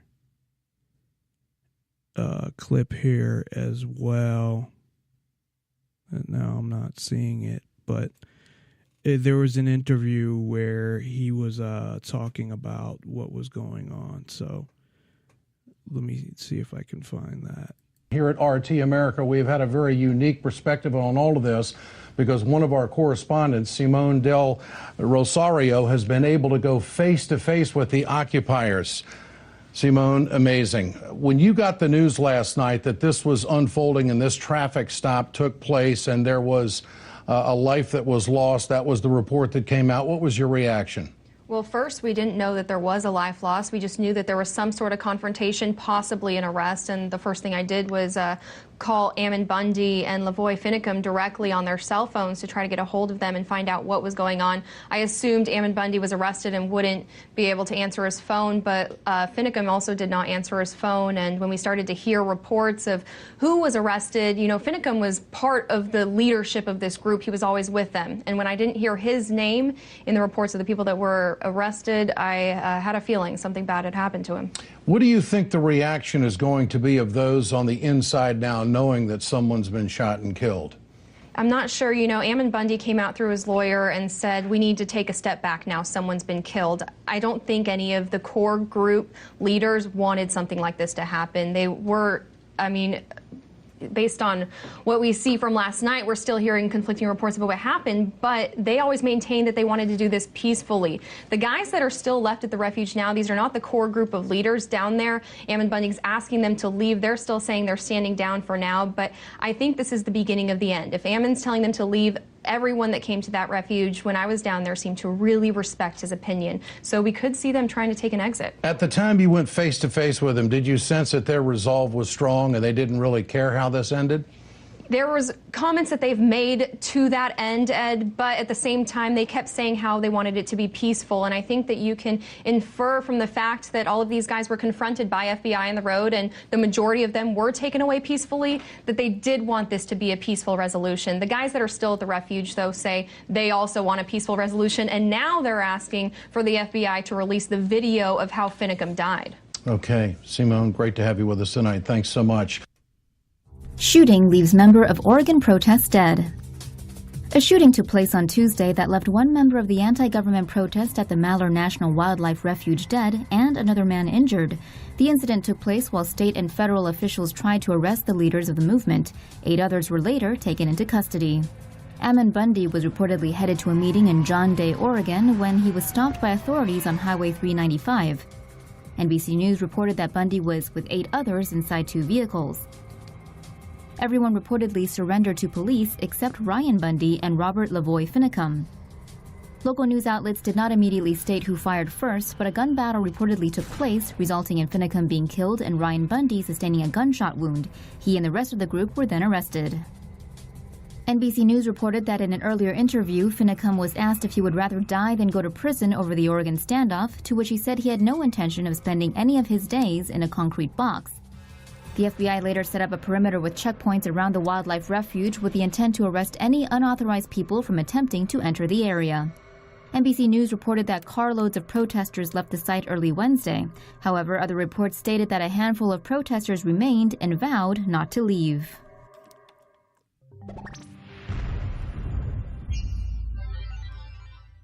Three militants occupying that Oregon refuge have been arrested.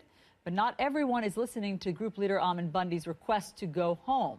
CNN's Sarah Seidner is live in Burns, Oregon. She spoke exclusively with protesters who are still holed up at the refuge. Sarah, what did they tell you? Allison, we were on the phone this morning with Sean Anderson. He says he's still on the Refuge with his wife, Sandy, and there are 3 others who are on that Refuge with him. They have been negotiating with the FBI, but they said, look, here is what we have been offering the FBI. We offered that if they let us come out of this Refuge, we will leave. We will go back to our respective states. He lives in Idaho. The others live outside of Oregon, so they will leave Oregon altogether. But they will not leave if it means that they are going to be arrested. That is what he told me. He says, look, if they let us go, they don't make us go through a checkpoint, we will leave the Refuge, we will get out, we will do so peacefully. Otherwise, he said he is not afraid to die. He wanted the world to know that he absolutely would never kill himself because he believes in heaven, and that goes against his beliefs on how one would make it to heaven. He was very clear-headed in the way that he was talking about what exactly they plan to do, but he said they are still talking to the FBI. He said the FBI made some promises to them that they would not be raiding them this morning, that they would continue talking and not go in just at this time. But it is a tense situation. We are standing where the road is closed, and you can see those lights behind me is where the checkpoint is, and there are snipers that are sitting up on that checkpoint as cars come through. Hey, Truth Seekers, welcome back. Zach here. Yesterday, January 26th, 2016, we got a big update in the Oregon Standoff story, which began January 2nd, 2016. The update is that some of the leaders were arrested, and one of the men there was killed. Keep in mind that all of these headlines are bogus because this entire story is staged propaganda where the protesters are truly controlled opposition, actor agents working on behalf of the government.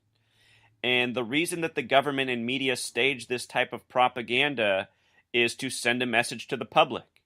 The message is, there's nothing you can do about the tyranny you live under. You will be ruled by us, the tyrants, and you will not do anything about it. And if you do, it'll end up like this. You arrested, you behind bars, or worse yet, dead.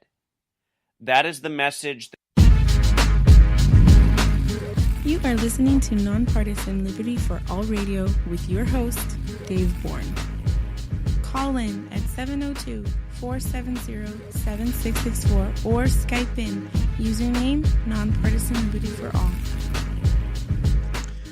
And we are back. That last clip where it was saying it's a false flag, conspiracy, whatever.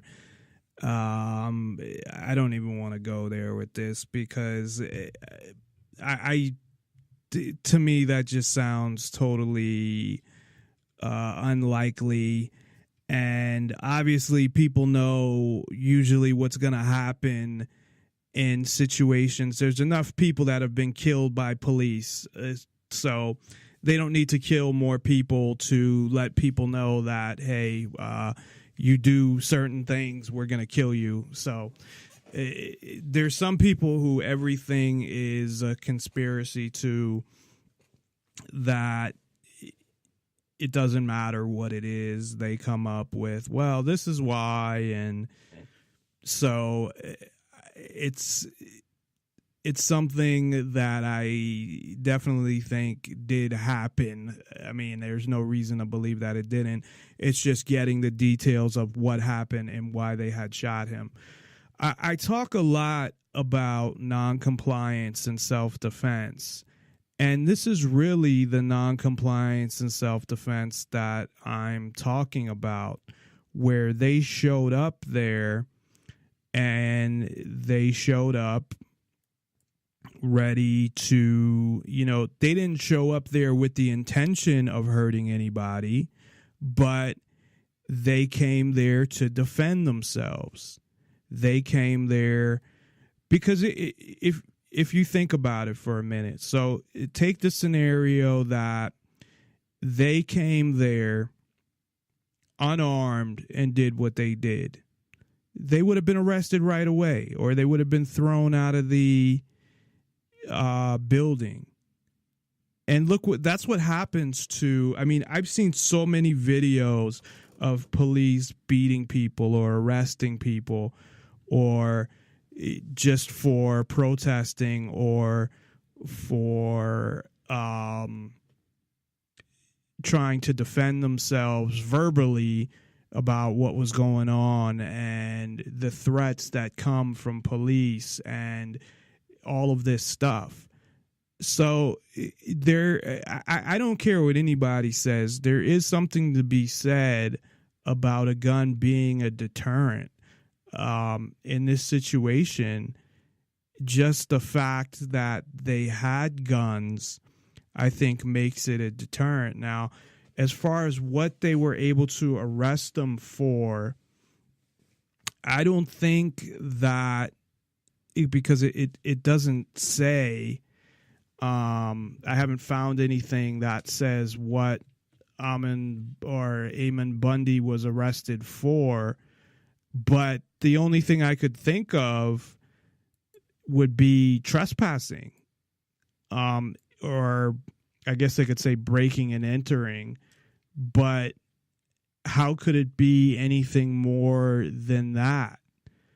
Because if they are there in the building, I mean, that's really, there wasn't even anybody there. It's like it was shut down. It's really like they're squatting or something, arrest them for that. But besides that, what else would they arrest them for? So I wish I could get more details on what he was charged with, and that is public information. So maybe that's something I can get, information on later, but it doesn't really say what, it just says arrested.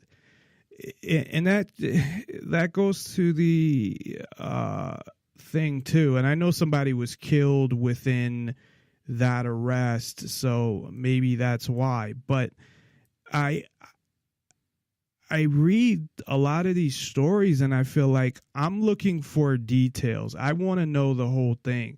I want to know exactly what happened, especially when I have a show. I want to know exactly what happened so I can come on here and talk about it intelligently.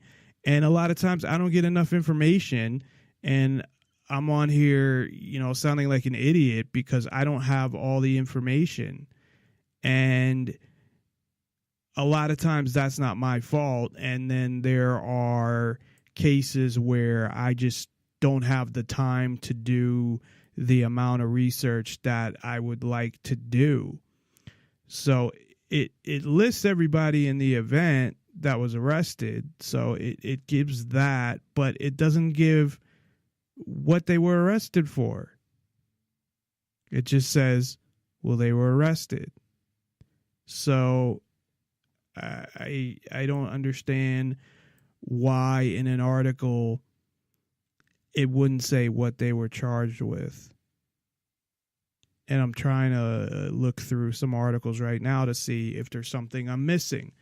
But as I was saying, if more people did this, I'm not telling anybody to do anything. I'm saying do whatever you feel is the right thing to do, or the right thing for you to do, and what you think is right.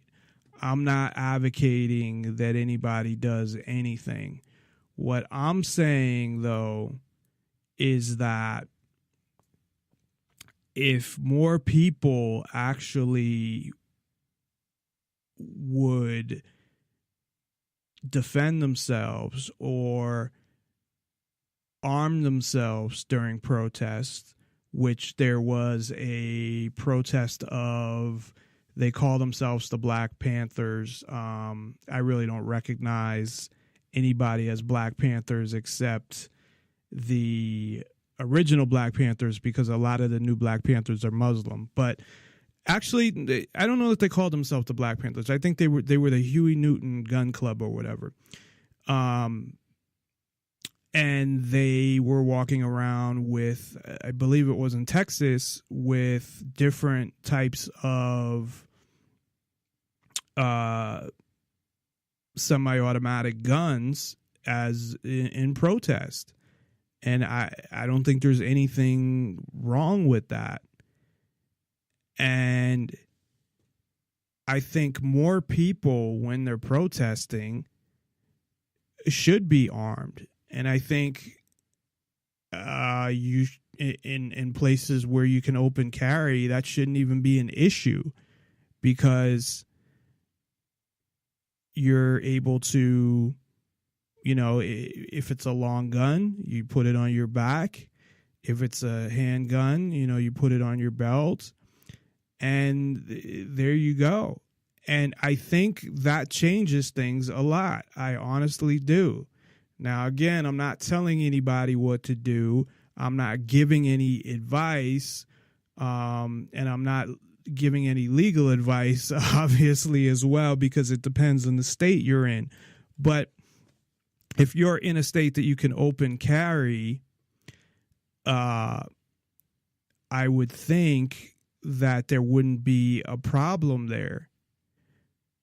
But I would also think that the police would react a lot differently. Now, you unfortunately do have some psycho fucking crazy ass police that are just trigger happy, that might shoot somebody and say, well, they, you know, went for their weapon. But how much longer are they going to be able to get away with that? Because what's going to happen is, if the people don't arm themselves, and again, I'm not saying to arm yourself and go hurt somebody with it. I think that's the last thing to do.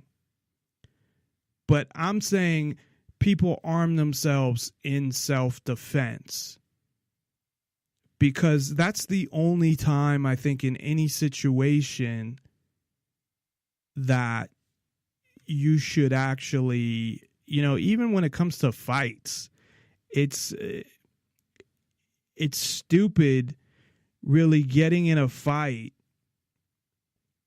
and I couldn't find the interview with Amon Bundy. Maybe I can find that.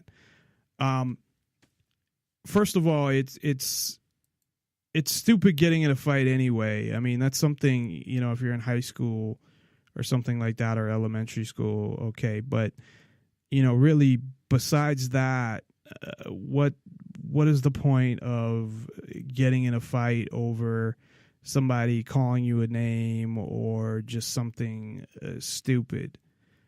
But when it comes down to defending yourself or defending your life, I mean, defending your life, that's definitely a situation where, you know, you'd want to have a gun. But just defending yourself, obviously, you don't want to sit there and let somebody just beat you, could possibly beat you to death. And that's not okay. Now, that's where I'm saying that just the thought or just the idea or people knowing that, look, you know, we're armed. And when I say we, I'm not talking about me personally, but I'm talking about people when they're out there protesting or when they're doing whatever. I mean, if you're living, first of all, if you live in a state where you cannot open carry, move. I know it's not that easy just to move, but if you are living in a state where you cannot open carry, and I don't know how many states there are that you can open carry, but I do know that if they change the laws in Nevada and you could not open carry, that I would move. And I'm not kidding. I would move. I would probably move to Arizona because it's close. In California, I know you're not going to be able to open carry there. But I guess the point I'm trying to make, and I don't know if this is coming across exactly how I want it to, but number one, of course, is, as I said, don't hurt anybody. Don't initiate any force of any kind, not just through a weapon, but through, hitting somebody or assaulting somebody or something like that.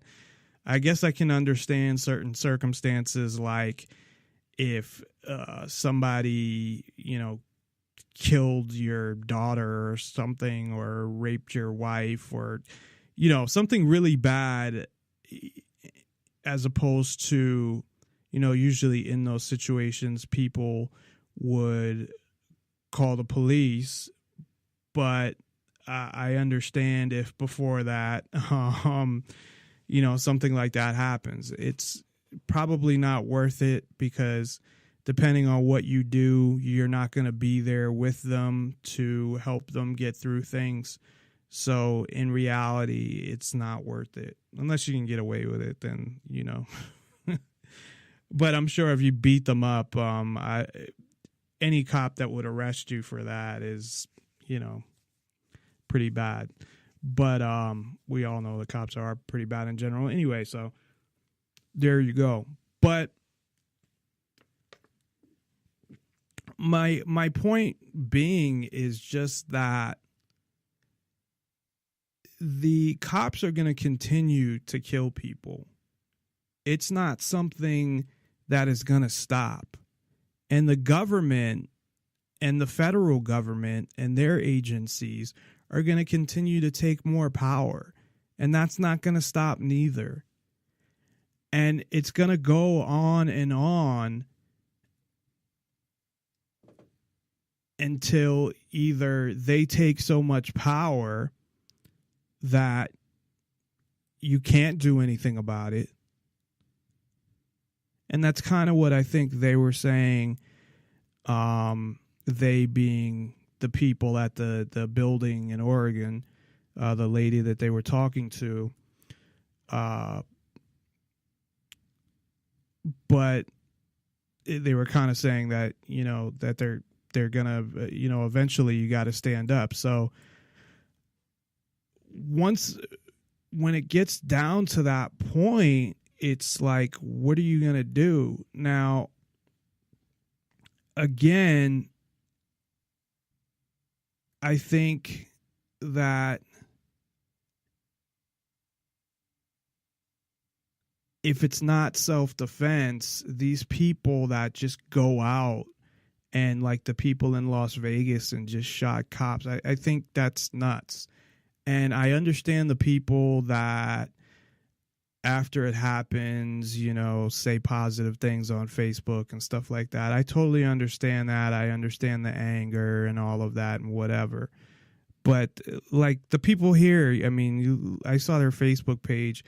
Maybe they changed things on it, but they looked kind of nuts on their face from their Facebook stuff. Now, I didn't know them. I even watched like some videos that they posted themselves, and they pretty much look nuts.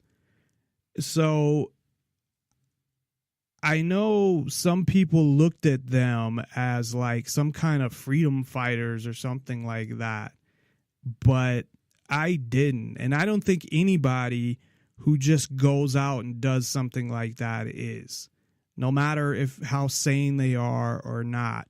The only way I could fully understand something like that is if the cop did something to you that was really bad or something. Like if a cop like raped you or something, or a cop killed, your father or your kid, or, and in more of a fit of a rage type thing. So, but besides that, that's not the answer. That's not, and ultimately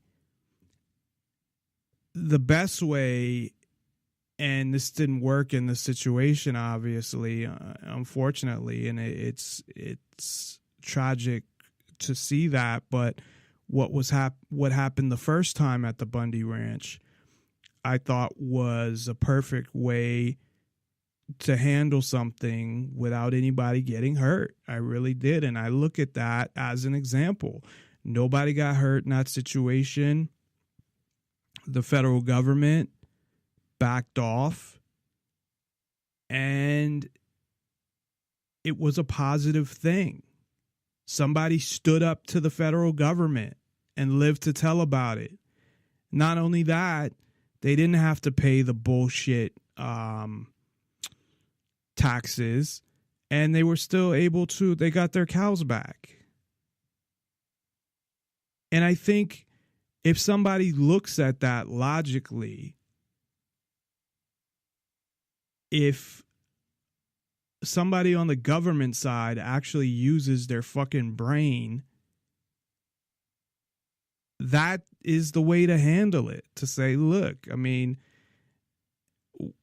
they have grazing rights. They've been there that long. Even if they don't, like, what is the fucking, who gives a fuck? It's empty land, and you're going to tell them they can't graze their cows there, and you're going to tax them on that, and then you're going to bring down a bunch of armed people over it and have people get hurt or even killed? That's crazy. And here's an example. I'm trying to look through clips that I have of police. But and I think, you know, maybe even the fact that it was the federal government more in control than the police is why there wasn't a shootout, because I honestly think if it was the police and it was an issue that was the jurisdiction of the police, because technically it wasn't, it was federal land, I guess, that they might have just started shooting at people. But here's Sheriff David Clark, who does tell people that they should arm themselves. But here's like what he thinks of people. He's I haven't listened to this in a while, but the title's that Sheriff David Clark says police brutality doesn't exist. Oh, I would have to turn this up. The good ones, as they say, they don't testify against them. So they're all bad. If you're a part of that gang, you need to quit your job. Wow, a slap in the face to law enforcement just days after an NYPD cop was killed in cold blood, who, by the way, was African-American. Hundreds descending upon the streets of Midtown Manhattan to march against cops and even chant expletives for those who protect and serve, and were protecting them on that day, too. Here now to discuss where we go from here, Fox News contributor and former homicide detective Rod Wheeler, who was out and got those sound bites for us and did all those interviews, and Milwaukee County Sheriff David Clark. Since we spoke to you, Rod, earlier, let's get the sheriff to weigh in. Sheriff, your reaction to some of the sentiment you heard on the streets on Saturday. Well, it's just crazy talk. That's ignorance in its purest form. You know, I think we need to rethink this strategy. I don't know why the police even bother policing those demonstrations. They're not protests. Those people advocate for the of our legally constituted government. What I would do is let them fend for them. Let them fend for themselves. Let the good law-abiding people of New York clash with them for disrupting their lives, disrupting their businesses. Then the police can show up and arrest these subhuman creeps for creating a disturbance. That we can do. Now, Rod, do you have a different sense? You're actually on the street talking to them. Number one, did the cops play an important role in keeping them safe? And you tell me about the sentiment you heard. They did, Brian. I mean, the cops were out there. You know, I must say that the police were taking a lot of verbal abuse while they were out there, and it was really unfortunate. But I also must say that the police did not turn their backs on the citizens, and even the people that had the biggest mouths out there, the folks that I was talking to, if they were to call those police officers today, those same police officers would still be there to assist them. Look, Brian, it was just last week when a young New York police officer was gunned down in cold blood right here in this city where I'm at now. And you know what? This officer hasn't even been eulogized yet, and these people are out there talking about deaths to cops. So I think... So that's their fucking job anyway, that, you know, if you don't like the job, then don't fucking work the job. You can't say that, like, oh, well, because somebody killed a police officer and then there's people protesting the police, that they're, you know, they wouldn't help them. I don't know why you'd want to call the police in the first place anyway to get help, because it's not going to turn out good anyway. It's ridiculous, and I wish that the politicians would speak up a little bit more, because actually, you know what I think? I think a lot. Yeah, I wish they would speak up and talk about the fucking cops that are killing people all the time. And it goes way beyond that. This is what people don't understand. Take away all the killings for a minute. And I know, because of fucking groups like Black Lives Matter, who go and read their website and what they actually say, because they're not really a group that is for the main thing. Their main purpose is not to stop police brutality and to stop police from killing people. But if you look at, people are only looking at police murders. They're looking at the number, even if it's 1,100 or 1,200. They're saying, well, look how many interactions there are with police, and look at how many people actually get murdered. Not a lot, and percentage-wise. But they're forgetting about all the people that get beaten and harassed and charged with crimes they didn't do, and just talked down to. You get pulled over for a ticket and you get talked down to, like you get a lecture from a cop. Like, who the fuck is he to give you some fucking lecture like he's better than you? And you get treated like shit. And that's at the lowest level. And those are the cops that are considered the good cops. Then at the extreme, you have the cops that are actually killing people. So I want to talk about some of these politicians that are running for president. But before I do, I just want to get this whole thing straight regarding noncompliance and self-defense. And I don't want people to think that in any way I'm advocating doing anything to the police, because I'm not at all. I don't want to see anybody get hurt. I don't want to see the police get hurt. I don't want to see people that aren't police get hurt. I didn't know what I should say for the other side of that. Just people in general, I guess, get hurt.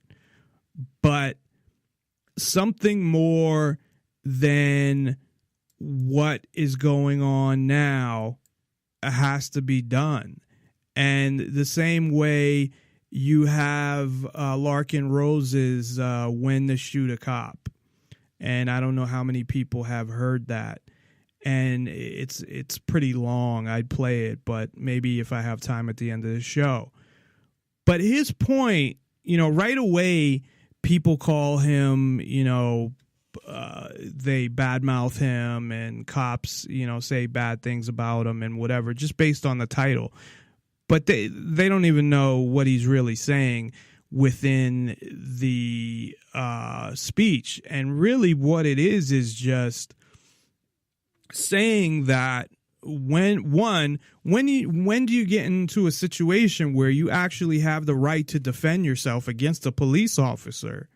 Because what is the difference between a police officer and just a regular person? Now, we know the difference is that they have a whole bunch of people that they can call that back them up with guns. That's a difference right there. And they're plenty deep, because it's not just the police. It goes, further and further up if it had to.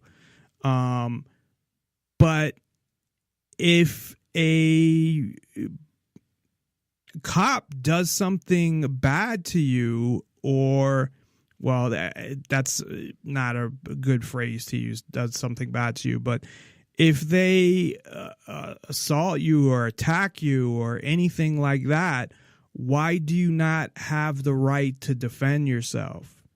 And and that's where things are really fucked up. And I've said this, a whole bunch of times, that unless people are going to look at the power of the police and put the police on the same footing as any other person, then nothing's ever going to change. And that's why I advocate for getting rid of all police. The whole point being that what is the point of police if you really look at it? What's the most important thing about police? Well, the most important thing about police that I would say is protecting people that can't protect themselves and keeping people safe that can't keep themselves safe. And I say that can't because not to say that if you can, it means anything, because there are some people, you know, if a gang of, you know, hundreds of people are looking for you, you know, pretty much I don't think anybody could keep themselves safe in that situation. But that is really the purpose of police, that I would say, because why else? They show up after something happens, and then you could say, well, to make sure that the person that committed a crime goes to jail. So to fill up jails or to punish people. But what does that do for anybody, really? In reality, and I understand people going to jail for committing crimes like murder and rape and stuff like that. I totally understand it. But what I'm saying is, what does that really do as far as keeping you safe? And, well, it may keep you safe in a situation that person might come after you. So if somebody's locked up, that might help to keep you safe. But besides that, it's what does that really do for you if a person gets punished or not? And I know people, you know, obviously want other people that have committed crimes against them punished, but it's not like it does much for you. So my point being, again, is just that I think that all people, whether they're protesting or not, one, have the right to not comply with any law that doesn't hurt anybody else or their property, and they have the right to defend themselves against anybody, whether it's a government agent or not. And that was my page that really everybody seemed to keep away from. They were viewing it but wouldn't like it, like they were scared of it or something. It was NPLFA presents noncompliance and self-defense. Because that's the only way I see anything changing. This whole shit with the debates and, well, we're going to get the right people in there. We got to get, you know, if we just got the right person in there, then we'd be fine. How many times have people been saying that? How many times have people been saying that if you get the right person in there, then, you know, well, or right people, like, oh, if we get the right people in there, you know, that's all we need to do. Or we need to, I've heard this before too on my own show, that we need to convince people, you know, and talk to them about how important it is to vote, and, you know, talk to them about who to vote for and why to vote for certain people and all of that shit. Now, one, I think even in most cities now, the elections are rigged, definitely on the federal level. But even if they weren't, it's like it doesn't make a fucking difference.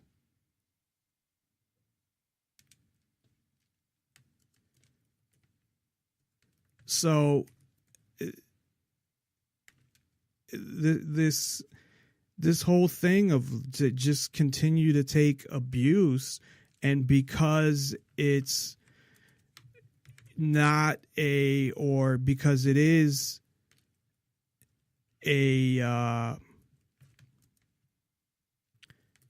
government agent, that it's okay. Like, if it's anybody else, it's not okay. So if a guy just, comes over and pushes you and punches you in the face, that's not okay. But if it's a cop that does it, well, you're just supposed to sit there and take it. And I've heard people even say this, that it even says it, the clip at the beginning of my show, that, just do what the officer says, and if it's wrong, it gets straightened out in the court. And it won't get straightened out in the court because the judge essentially is on the same team as the fucking police. So it doesn't really matter. You're not going to get it straightened out. If a cop does something, how many times do cops fuck people? And I've had it happen to me, and I complained, and they don't do anything. I've called internal affairs or went to make a complaint. They don't give a fuck. So that's why when we're talking about all of these politicians and the people running for president, it's all bullshit. We can talk about them, and that's fine. And it's interesting talking about what they're saying that they stand for. And maybe if they actually had the opportunity to do what they wanted to do, maybe they'd do it. But I think most of them are just in there for the money and the power. So we actually do have a call. We have Steve McBride on the line. Steve, are you there? Yeah, I'm right here. Yeah. Oh, cool. That sounds good. He's actually on Skype, but he's on the phone on Skype. Cool feature. Just found out about it. I didn't know it worked this well. Yeah, I actually have, I just got a new phone, and I think you can download Skype onto a lot of phones, but I just, my new phone came with Skype, so that was pretty cool. Yeah, no, it's totally awesome. Yeah, no, on that whole thing right there, it's crazy. We're given the opportunity to vote, right? Like, that's our right. We have the right to vote, to make changes in our system, and it's terrible that we have this right to change our policies, so we're told. But like you're saying, when it comes down to like some guy coming up to you and shoving you, pushing you, I saw this video recently, straight up kicking this man in the chest, this motorcycle rider. That wouldn't be cool. No one would stand for that. If you have your wits about you, you're going to stand your ground. You're going to defend yourself. But if it's a cop, you got to sit there and take it. If it's a government official employee, what entitles them besides what they've given themselves? We don't vote for that shit. We don't want them nothing. Yeah. It's also that people don't think about this. You're just born into this system, and you're expected to respect it and obey it and agree with all this shit, even though you never consented to anything. You never said that this is okay with me. I agree to these laws. They just say, hey, these are the laws. If you don't like them, too fucking bad. Right. That's really how it is. Exactly. Yeah. And then when we stand up for him, like you're saying, the guy, goddamn, the guy in Oregon, it's so messed up. What the hell? Like when we want to say like, no, enough is enough. This is bullshit. the FBI fucking kills that guy. And it's the same thing. Oh, wait, well, we don't know the whole story is what people are going to say. They always say that, right? Right? Yeah. Like, we don't know the whole story yet. And it's, that's it's plain and simple.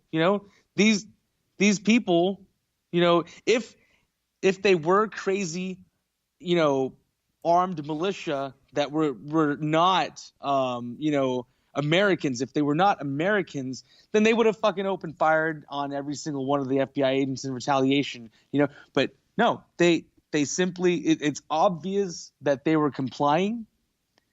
And this guy, who was standing up for what we believe in, Well, that's what it is, that they came there to protest and stand up for themselves. Freedom, and unfortunately, I believe that all activists, and whether you're protesting or whatever, that need to open carry a gun. And I think if the more people that did that, it's a deterrent, no matter how you want to look at it. And police know if a bunch of people have guns, they're going to be a little less, shady, screwy. They're not going to be as quick to start something with somebody who has a gun, even though they have guns too. So, and even though the purpose is not to start anything, but it's still there as a deterrent, and it's there to protect oneself. So, the whole thing that happened there, I don't really know, because there's no of what happened in the car with the guy who got killed, because everybody that was there is in jail right now. So right, okay, yeah. I mean, fair. I can't find any of the specifics. There was somebody who supposedly said that he got out of the car with his hands up. That's what I heard too. Yeah, shot him. So that's all I had heard about that. I wanted to talk a little about the candidates, even though they don't really matter. Sorry, I got off track. Yeah. No, that's okay. I was going to talk a little more about that, but because that is important. Yesterday we talked about hacktivists, and I realized how important those are, and I think the most important things, to be honest, is I think non-compliance and self-defense, and making sure you're armed, along with hacktivists, I think are really important as well. And I think the whole peaceful parenting and not disciplining your kid to grow up to be someone that's just going to worship the state. But that's more of a long-term thing, not something that you won't see the results for, 15 to 20 years later or something when it comes to parenting. But I think that, along with those other things, could really change how things are. But this whole bullshit, that what they do is they convince you that you have to change the system through the system, and you do that through voting. So look at how things are already. So you talk about the president. So first of all, you have over 300 million people that are in the country already.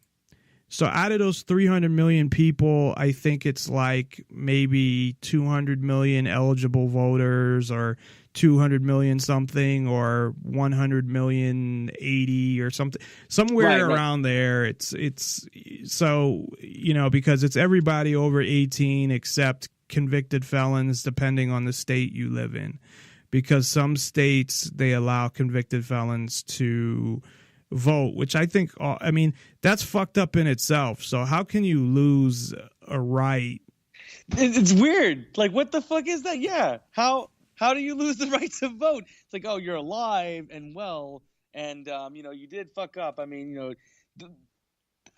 how are we going to color that different one way or another? Like, okay, this person's a murderer, this person's a drug dealer, this person over here. How did they lose the right to vote? They still have an opinion. You know I mean, I don't think people should lose the rights for anything. I think a right is a right. I think if you go to jail for something, once you get out and, served whatever probation and whatever else, that you should be able to get a gun too. This whole thing, it's self-defense, yeah. You lose your right to defend yourself because you went to jail and got convicted of a felony, not to mention all the felonies that are bullshit felonies. But right. I mean, even if it was a violent felony, you can't reform yourself later? Exactly. And you can get a gun illegally anyway. I'd rather someone get a gun legally, because then at least you could trace their gun if they ever did anything with it. But right, good point. Yeah, that's exactly good. Yeah, perfect. I mean, obviously, if they went to jail, they probably know a whole bunch of people now that can get them guns illegally.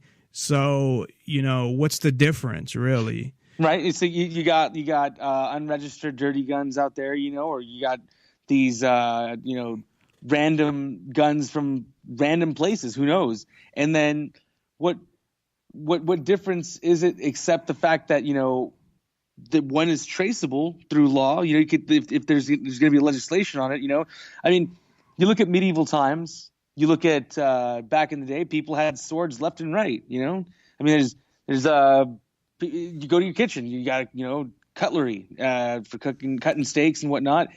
And they can be weapons at any point in time. I mean, in Britain, they don't have mass shootings, they have mass stabbings. Same thing in China. Well, their crime rate has gone up in general because of the fact that people don't have guns to defend themselves.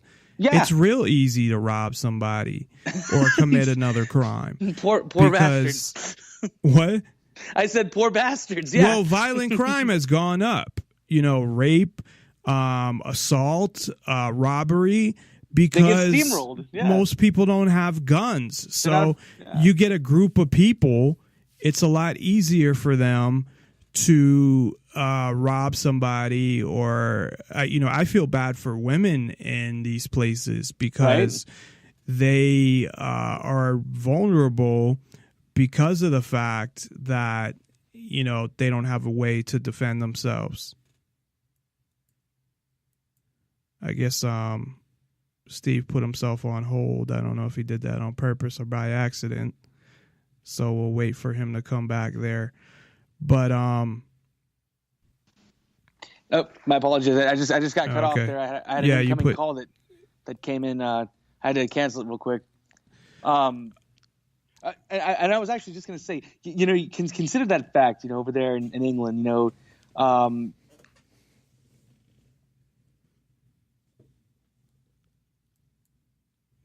I guess he put himself on hold again.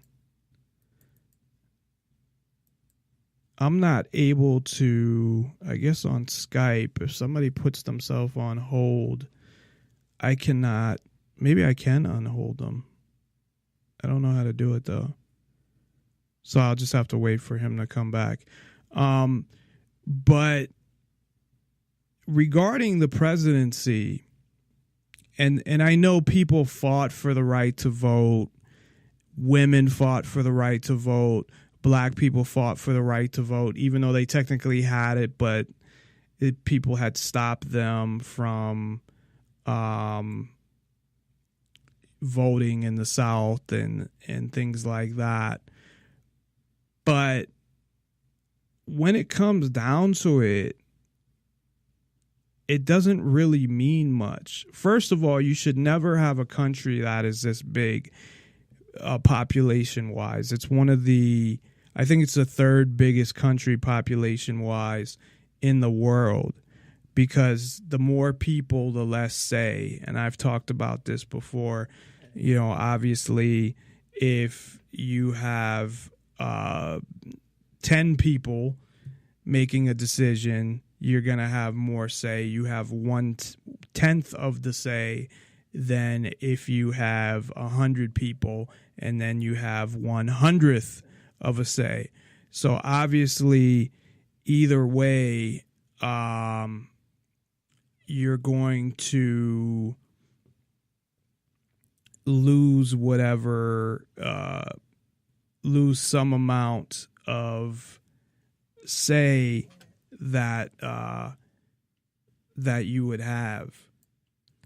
So the same thing with, when you're talking about the president, voting for president, and I don't know what the percentage of voters are. I mean, it keeps going down and down. So like Obama didn't even get the the majority of registered voters that voted for him. He just got the majority of people that voted. So there were more people that didn't vote for him than that did. So looking at, I guess, the candidates, I mean, so you already have, first of all, these people selected for you. And I kind of went through just more of, for the interest part of it, what these people stand for, or at least what they say they stand for. Now, depending on who they are and how far they go, I don't know that they're going to be doing any of it, or if they even would do any of it if they got elected. So like you have, for the Democrats, you have 3 people. So if you're a Democrat, right, you have at your primary, you have a choice of 3 people. That's it. What if you don't like any of the things these 3 people are doing? Now, with the Republicans, and I didn't go through all of them, but I believe there's like 14 or something, because you had 4 today in the kind of like the second the second tier that they had on at 4:00, and then at 6:00 they had like the first tier, and I think there were 7. And then you have Donald Trump, who is he's the super tier. He was too important to go to the first tier, so he's on the super tier there. But even with that, so for the Democrats, you got a choice of 3 people. For the Republicans, you have 12, but the majority of those have no chance of winning anyway. So even though you could say, well, you have this many choices of people, most of these people that you have choices of, it doesn't matter if you vote for them anyway, because they're not gonna win. So it's like that whole throwing your vote away theory, where they say, oh, if you vote for the Libertarian candidate, you're throwing your vote away, which in a way, I don't believe that, but I believe in being that I believe things are rigged. It's hard to say either way. Like, I guess you're throwing your vote away no matter what you do. So, regarding, because I said I was going to talk about the debate from Monday. So they structured it in a way where it was more like a town hall, and then they gave each candidate a certain amount of time, and people in the audience asked them questions, and then they of course responded to the questions. So Bernie Sanders essentially went through his single payer health plan, how he wants to move from Obamacare to essentially a single payer where everybody has, well, I don't know if I'd call it single payer because I think it's just free. But he doesn't realize that, I don't know what he went to school for, but he doesn't realize that things aren't just like free. Like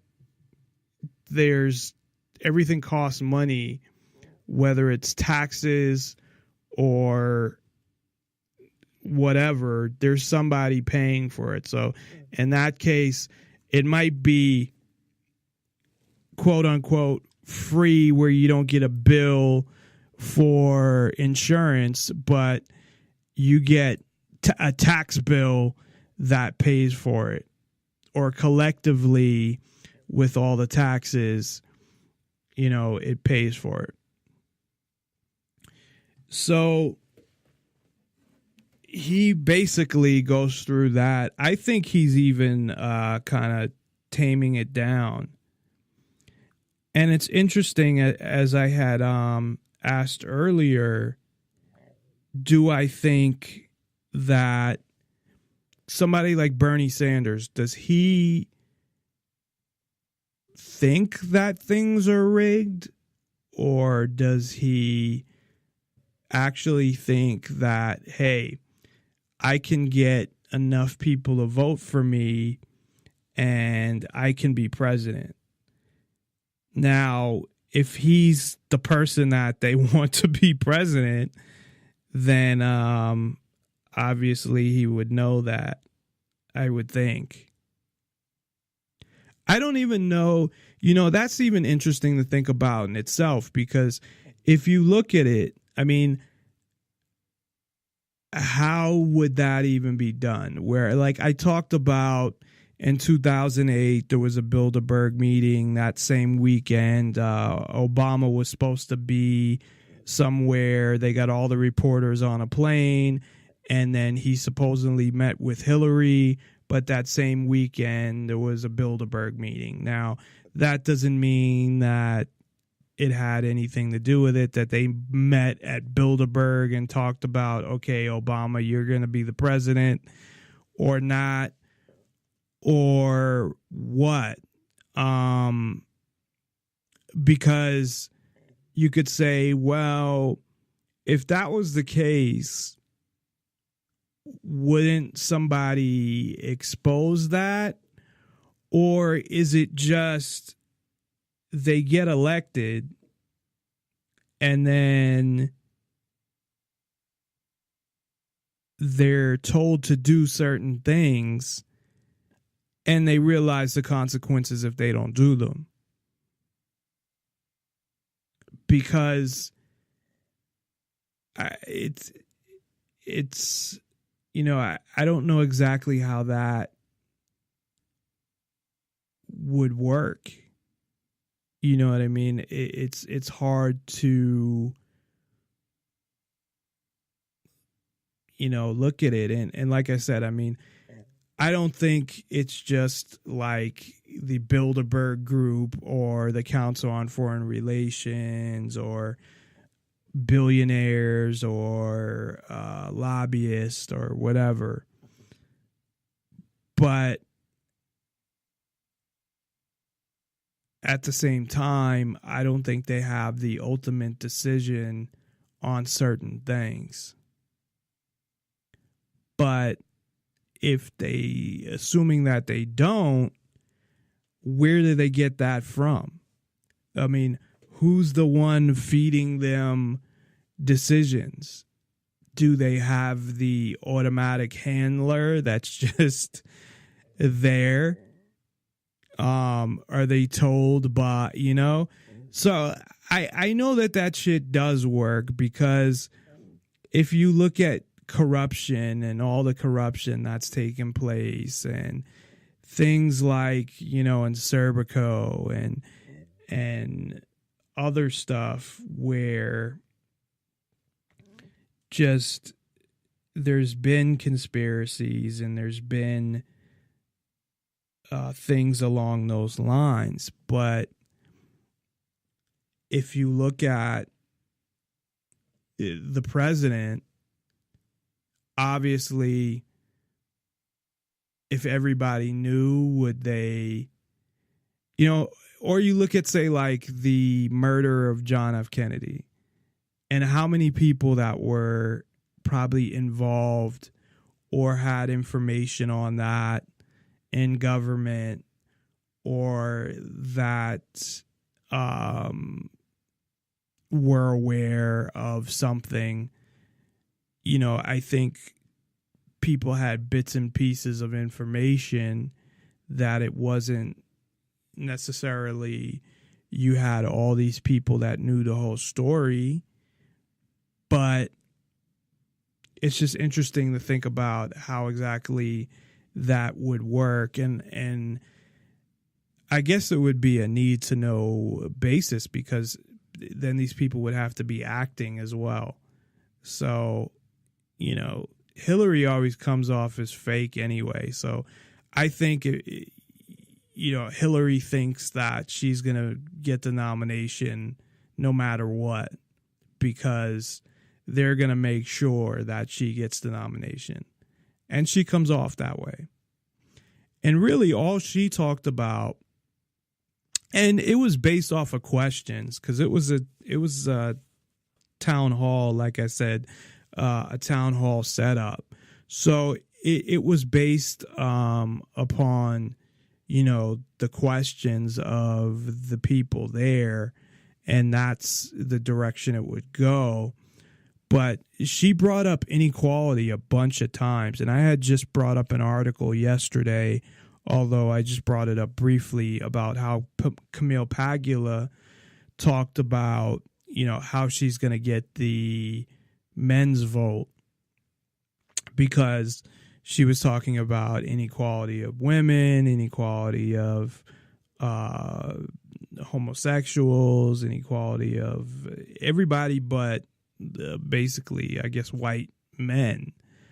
I don't know what the voting percentage of white men is that actually vote, and what percentage in the Democratic Party neither, because it depends on that too. It obviously depends on how many people show up, but I think, again, that I can't see her not getting it unless there's some plan with Bernie Sanders and to move the country towards socialism, that the powers that be really want to move the country towards socialism, and they want to use Bernie Sanders to do it.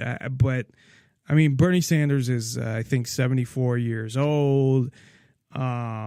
Jesus, if he stayed in office for 2 terms, he'd be what? 86?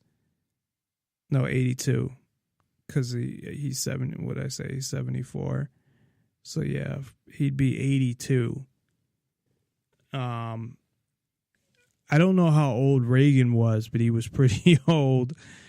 That's even just scary in itself. I mean, I don't know why anybody would want someone that old for president. I know you have the vice president, so it's not like it's a huge thing, because obviously if the president dies, then the vice president comes in. But if he doesn't die, but he's like going nuts, kind of like at the end of Reagan's presidency, he was starting to get Alzheimer's, from what I understand.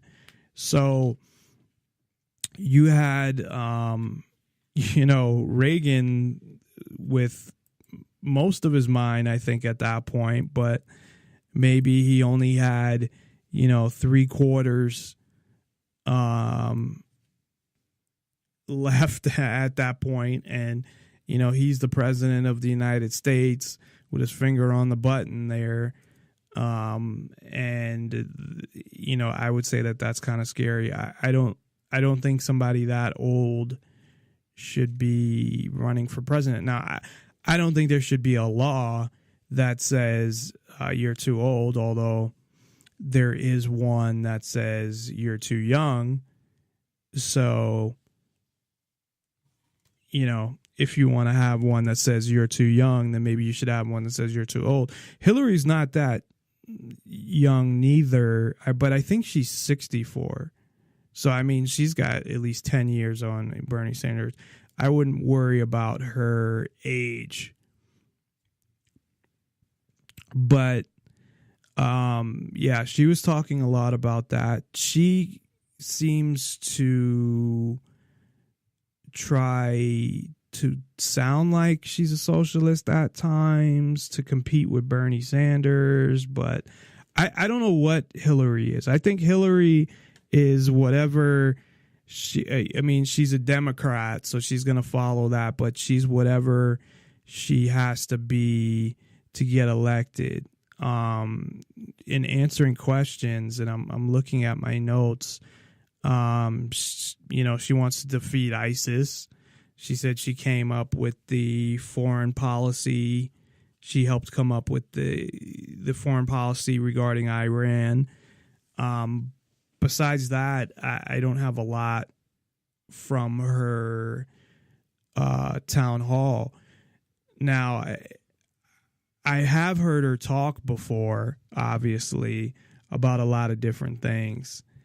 And, you know, there was a documentary on her as well, and who knows how accurate this is, but that she always wanted to be president. That's one of the reasons that she married Bill. She wanted to get close to a politician because that was her goal.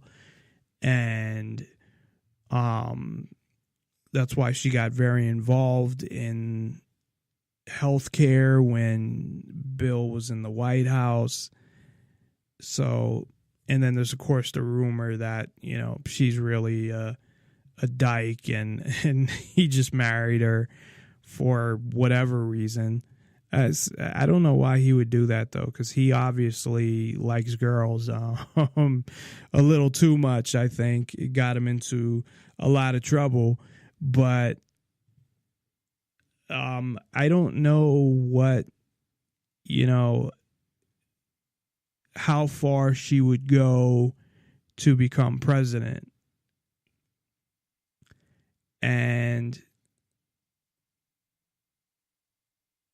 she still might be the one that ends up being president. I mean, for all we know, Trump might just implode. Or on Glenn Beck, they were talking about all the things that they essentially have on Trump that aren't secrets. They're things that he wrote in his books and just things that he did and that he said publicly, and that he's not being challenged right now, meaning that nobody's bringing any of this stuff up.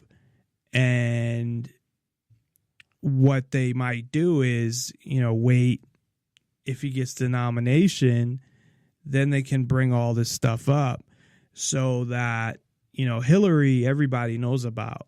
That's the one thing I think with her is I don't think you have any scandals with Hillary to bring up. I think everything that she's done, I mean, everybody pretty much knows that.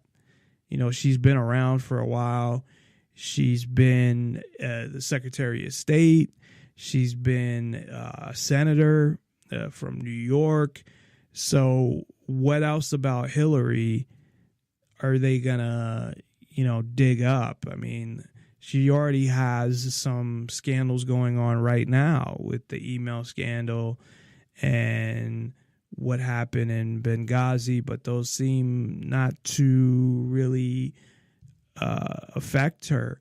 And you can't forget about the woman side of it too, that, you know, I was watching a horrible documentary on Barack Obama, and it was all about everybody hates Barack Obama because he's black, and all the Republicans try to make it harder for him because he's black. It was just fucking ridiculous. But one of the women in there, you know, talked about, well, I didn't know if I wanted Hillary or Barack because Hillary's a woman, but Brock's black, and I wanted, one to be a first. And so even with that, there are people that vote for just stupid reasons, like people that would maybe vote just because she's a woman. But again, I guarantee you that all of this data is known by whoever's putting this together, and they come up with an estimate, probably almost to the T, of how many votes they're going to get. And then from there, they look at what they have to do to get that person elected. So it's, that's the way I think it's rigged. But I think it's almost like brainwashing people too, though. I think they're able to, from government media, from, other politicians and things like that, they're able to influence people that much. Or again, like they could have, like if Trump gets the nomination and then the person that they want elected is Hillary, then they'll pull out all that stuff on Trump, and they'll do it enough where the people that are voting will see all that stuff, and they'll be able to destroy Trump enough where all the people that are unsure or could go either way will vote for Hillary instead of Trump. So it's things like that that I think are done to really rig elections, and especially a presidential one, because you have so many people that vote that you can, I think, sway a huge amount of people by certain things happening. So, for example, like, I don't know, like if there was some scandal with Trump, they know that, okay, these, 10 million people are going to change their vote just based on that or something, for example. The difference, of course, in the presidential election, too, is it's all by state. So you have to win the state as opposed to, winning the popular vote. I did take some notes about this O'Malley guy, and, of course, I don't like the majority of what he says. He was the only one who talked about decriminalizing marijuana, though. That was it. But then, of course, he talked about all this other shit that I don't agree with. He brought up climate change, of course, and just anybody who brings up that, well, he didn't say this, but other people have, that in order to save the planet, you all have to pay a whole bunch of taxes. There's so many holes in that, and it's so easy to rig these things, man, and to make people think something that's not even, there's so many examples of them doing it. So how can you believe that? Well, we have all the scientific evidence and whatever, and I can't. If there's an agenda for something, there's no way I'm going to believe it. It's half the things that maybe don't even have an agenda. It's hard to believe because you never know if it's just what they're doing is preparing an agenda and initially just coming out with something like the mosquito fucking thing. that, you know, it doesn't sound like there's any agenda to that except to protect your babies. But who knows? I mean, that's something that at some point they could, you know, there's some kind of agenda there to get people to take shots or to get people to do this or that or whatever. I think the government controls a lot more than people think they do. I really do. I think there's a whole fucking underground fucking, like a whole underground government. You know, you got the people that you think run things, and then you have like a whole secret underground government that really run things. And those are the people, of course, you have to worry about. So that's about all we have for today. I'd like to thank Steve for calling in, even though I don't know what happened with him. He might have got another call. And we'll be back. Today is Thursday, so tomorrow's Friday, which is great. So we'll be back next Tuesday. So thanks, everybody, for listening in. Go check out the website. Go check out Spreaker, or go to YouTube, listen to some of the archives. And again, we'll be back on Tuesday. Thanks, everybody. And just stop. The nation needs to realize that when we tell you to do something, do it. And if you're wrong, you're wrong. If you're right, then the courts will figure it out. We don't get to take your point. But at the end of the day, each and every or as did they redistribute wealth or not? I finally looked at my W-2, looked at the 20 grand that was taken by the federal government, and that's in total. That's not just the tax, because we don't get state tax, just federal tax. But that's not in that's in total. That counts, you know, the Medicare and whatever other shit they take out. I know there's Medicare, Medicaid, obviously the federal tax and the FICA shit. So, and I'm not somebody who makes, you know, I'm fine. I'm not complaining as far as how much money I make. But somebody like me should not be having that much money taken out. You know, they talk about, well, we just want to go take money from, you know, the people that make in the billions or something like that, pay their fair share. Well, obviously, you're paying your fair share if you're paying in the millions of dollars. I don't see how somebody that, you know, makes $1 billion and pays 50 or 500 million in taxes or something like that somehow isn't paying their fair share. The difference is I don't have any deductions like they do, and that's what kills me. Because if I had my own business and had all these deductions, or, you know, didn't have my own business and had all these deductions, then I wouldn't get killed in taxes. But for someone like me, I get killed in taxes, and it's totally unfair. So they talk about, you know, increasing taxes, and they're still going to increase taxes on people like me. And I'm not in the fucking 1%. I'm not even close. So what the fuck? And it's just bullshit. And if I didn't work for a corporation, I'd say fuck them and wouldn't even pay taxes.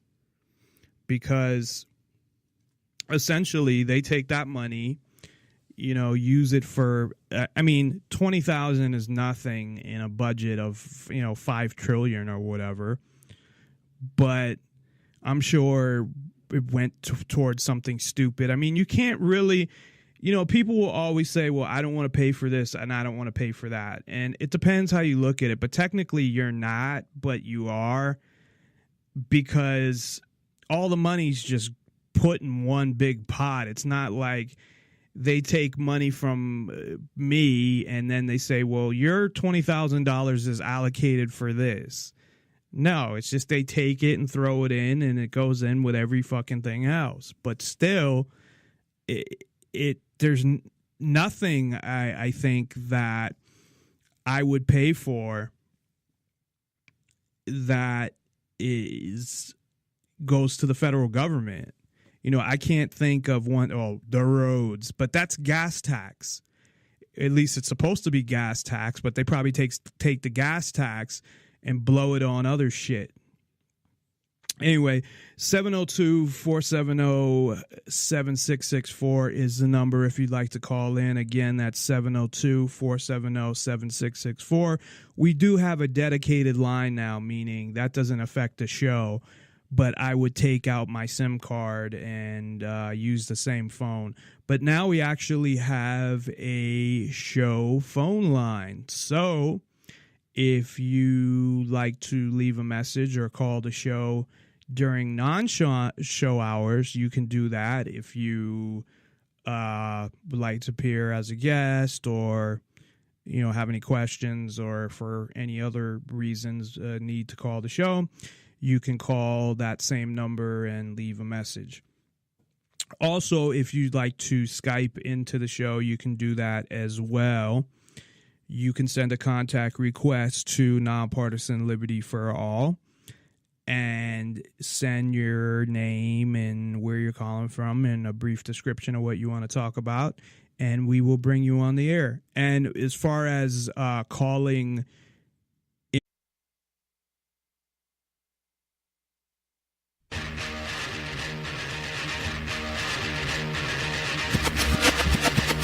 we will defend these police officers. Listen to police officers' commands, listen to what we tell you, and just stop. The nation needs to realize that when we tell you to do something, do it. And if you're wrong, you're wrong. If you're right, then the courts will figure it out. We don't get to take the enforcement. But at the end of the day, each and every member should go home safe. Sometimes the use of force is necessary. You need to comply with the police officer the way the system was meant to be. Comply with the orders of police officers. Resisting arrest is a real and dangerous crime. That is right. Always comply with police officers, because they know everything, just like the government knows everything, and you should listen to them because they have the right to tell you what to do because the government says so. A bunch of people got together over 200 years ago and determined what you should obey and what you should not obey. And then a bunch of people took that and took it even further. I am your host, Dave Bourne, and this is Nonpartisan Liberty for All. Today is January 1st, Thursday, January 1st, January 28th.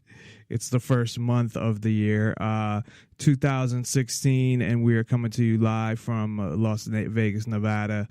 That whole, beginning fucked me all up because instead of going right into my intro, I talked about the police a little from the intro that's played at the beginning, and I've been watching some of the debate, and it really makes me sick. So we're going to talk a little about that before we get to our main issue, what's going on in the Oregon standoff. But thank you for listening to Nonpartisan Liberty for All. We're on Tuesday through Thursday at 7 o'clock Pacific, 10 o'clock Eastern. And you can listen live on Spreaker.com and NonpartisanLibertyForAll.com. You can also listen to the archives on Spreaker, YouTube, Twitter, SoundCloud. Immediately after the show, you can also listen through Facebook or Twitter. I think directs you to somewhere to listen to it. I don't know if it actually plays through Twitter, or when you click on it, it directs you to Spreaker, but you can go to Twitter and get it that way as well. We promote the ideas of true freedom and liberty, meaning being able to do whatever you want as long as you respect the freedom of others and don't directly interfere with their freedom, as well as exposing government for what it is, a mafia based on extortion that rules without consent, by threat of force and violence.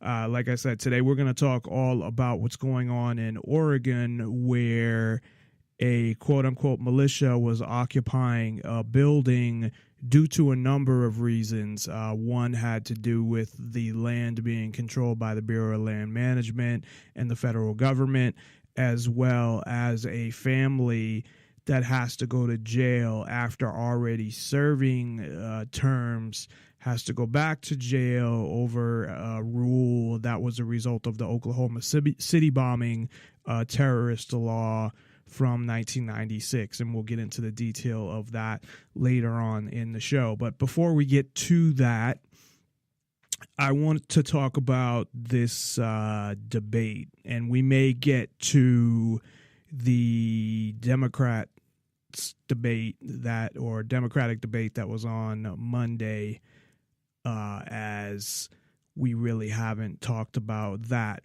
But as I had mentioned yesterday, news came in that Donald Scumbag is skipping. I don't know. I was trying to think of something to rhyme with Trump, but that he's skipping tonight's debate. Now, his reason was he's mad at Fox News and Megyn Kelly just for asking a question, or that she didn't treat him right, because, you know, he's Donald Trump. He's a god. He is one of the most arrogant motherfuckers I've ever heard in my life. And that's saying something, because I met a lot of arrogant motherfuckers and I can't stand them. And Donald Trump is one of those people who he thinks that he is just the greatest fucking thing, that you're privileged to be around him, and he's just great. So there was an editorial in the Washington Post today that had said that it's all bullshit that he's not going because it's Fox News and because of Megyn Kelly, that he's skipping it because he has nothing to win by attending the debate, because it's the last debate.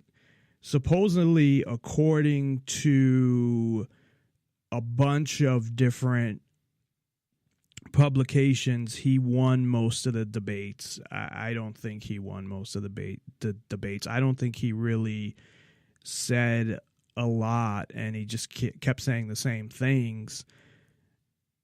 And even in the way that he said them were more in summary. And yes, that's what you do in a debate, and that's what a lot of them had done. But even in his town halls, it was more in summary, not how he would actually do something. And that's where town halls, I think, have a lot more time to go into some detail, as opposed to just have all your talking points ready and just go off on that. And I was just listening to the debate that Donald Trump is not at, and I thought it would be a lot better, because essentially with Trump is you have jokes, but they're not like funny jokes. They're pompous, arrogant, annoying jokes. They're those type of jokes that really, it just kind of annoy you. They're sarcastic and patronizing, and I thought it would be better because, okay, he's not there. But I have to remember that you also have a stage full of fucking Republicans. So not that for anybody who it's their first time listening, not that I'm a Democrat. I don't believe in political parties, period. So the Democrats to me are just as bad. But at least with the Democratic debates, you only had 3 of them. I think in the first one you had 4. So at least you don't have to deal with as many. But here you have tons of them. And the only one who really said anything that I even slightly agree with was Rand Paul, but he disappointed me when he talked about, they had asked him a question regarding drugs, and he just talked about prison reform. So that had bothered me. I think even, I don't know if they did or not, but I thought one of the Democratic candidates talked about the legalization of marijuana. There's a couple things that politicians will not fucking touch, man. It's just like part of being a politician, and it's all, they're all the same. They really are. But it's, you know, drugs, they won't really touch them, except Ron Paul really, he didn't seem scared of that. And the police, they won't say shit about police. So what you kind of had today, you got Marco Rubio, who keeps saying the same fucking thing. Everything is about, basically, he's a give up your privacy for security. That's basically what he is. We need to catch these terrorists. We need to end this. You know, who gives a fuck if we violate your privacy? Sorry, but this is more important. So he's somebody who thinks it's more important. He keeps going to the terrorists. He keeps going to the fear tactics. He can go fuck himself. Basically, they're all talking about getting ISIS, but Rand Paul and Ted Cruz are really the only ones that bring up anything related to privacy, but it's still not enough. Now, just to give the same, I guess, little aside that I gave yesterday is I believe that the presidential election is fixed anyway. So whoever's going to continue the agenda that they want continued is going to get elected. And it really doesn't seem like it matters. It doesn't even seem like it matters anyway. It seems like if you elect any of these guys, for the most part, that's the agenda that you're going to get any fucking way. With the exception of Ted Cruz, I don't know. And Rand Paul, I don't know. But with the rest of them, you're going to get essentially the same type of thing. Now, whether you want fascism or socialism, that's really the only difference. But you're going to get a controlling government that's going to be all in your business, controlling your life. It's just, how do you want your life controlled? So if I'm sitting there as, you know, the powers that be, and say there's only one and it's just me, and I want to take over the world eventually, but at least the United States, and take more control over people and take more of their freedom, most of these Republicans would fit that. It definitely, as I mentioned, Marco Rubio, Chris Christie, the governor of Ohio, Kasich, keeps talking about strengthen the military, and all of these guys are saying that too. Rubio and Christie, and first of all, even with the cuts, the military is huge. So I don't know, like, it's overkill. I don't think the military should exist, period. I don't think we need, and I shouldn't say we, I don't think the United States needs a military because they have enough armed people. That was the whole point. You don't need a military. You only need a military if you want to invade other countries. Even Trump, of course, saying all the same stuff, strengthen the military, more security, more... Marco Rubio is complaining, as well as Trump, that they don't have enough rights, that some law that was passed took away some of their spying ability. Like, yeah, right. Like they actually followed anything that was passed.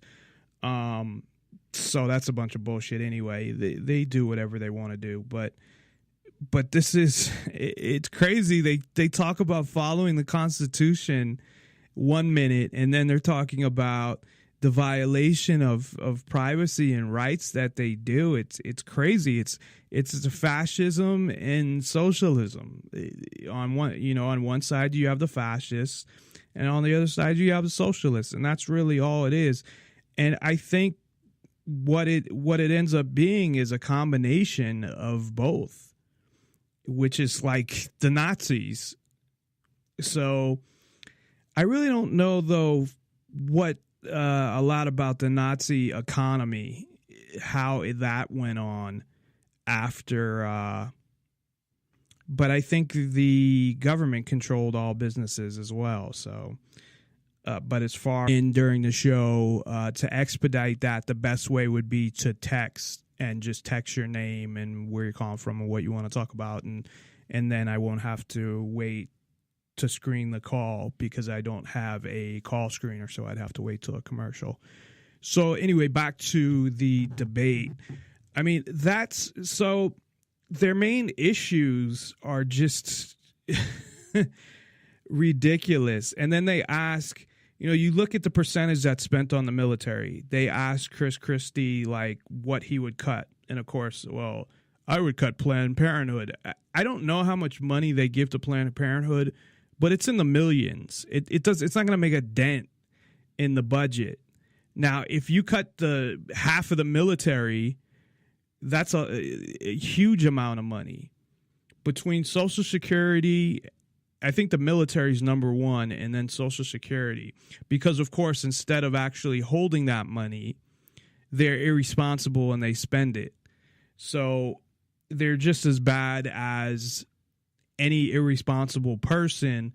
The only difference is they can print fucking money. So really, what's the difference? And then the people that just save their money suffer because of inflation. So if you just save your money's going to be worth less, not worthless, but it may be worthless in general, but meaning worth dash less than it was when you originally got the money. So, and that's, I think, another reason to buy gold and silver right there, is to keep the value of your money if you're trying to just save cash, because I wouldn't even bother investing in the stock market or anything like that. I do have a 401k, but the only reason I have a 401k is because they do a match at work, and that's like free money. Unfortunately, I can't take it out, but I figured out something else I can do. And I don't want to say because it's not illegal, but I think what I could do is, and I have one out right now, is I have a loan out. So every time I repay my loan, take out another loan, then I just, get that cash. The interest that you pay in is so small anyway, and you're paying it back to yourself. So I can take, I think, half of it out in a loan. So if I actually have any money left, if it doesn't crash by the time I pay back my loan, because I did it over 5 years, and it's really small. I'm paying like $20-something a pay period, and I get paid twice a month. So it's a small amount, but I wish I could just take it out, because I would. Even with the tax penalty, I would take it out. So doing that, though, you probably end up getting, well, you're paying the money back, though. So I don't know. I'd have to really think about that. But ideally, what would happen if things are going to crash, they'd crash right after you took out a loan, and then, you don't lose as much money because you still have to pay it back. But if the money's not worth as much, it doesn't matter. So, but I'd rather, invest in gold. And that might be something, I heard there are gold 401ks, but the problem with that is, and we've talked about this on the show, is that you have all of these companies selling gold. And when I say selling gold, they're not selling the actual gold. They're selling like gold futures or whatever, or you're investing in a gold portfolio. You're not actually getting the gold, and they don't really have it. That's a whole nother issue. But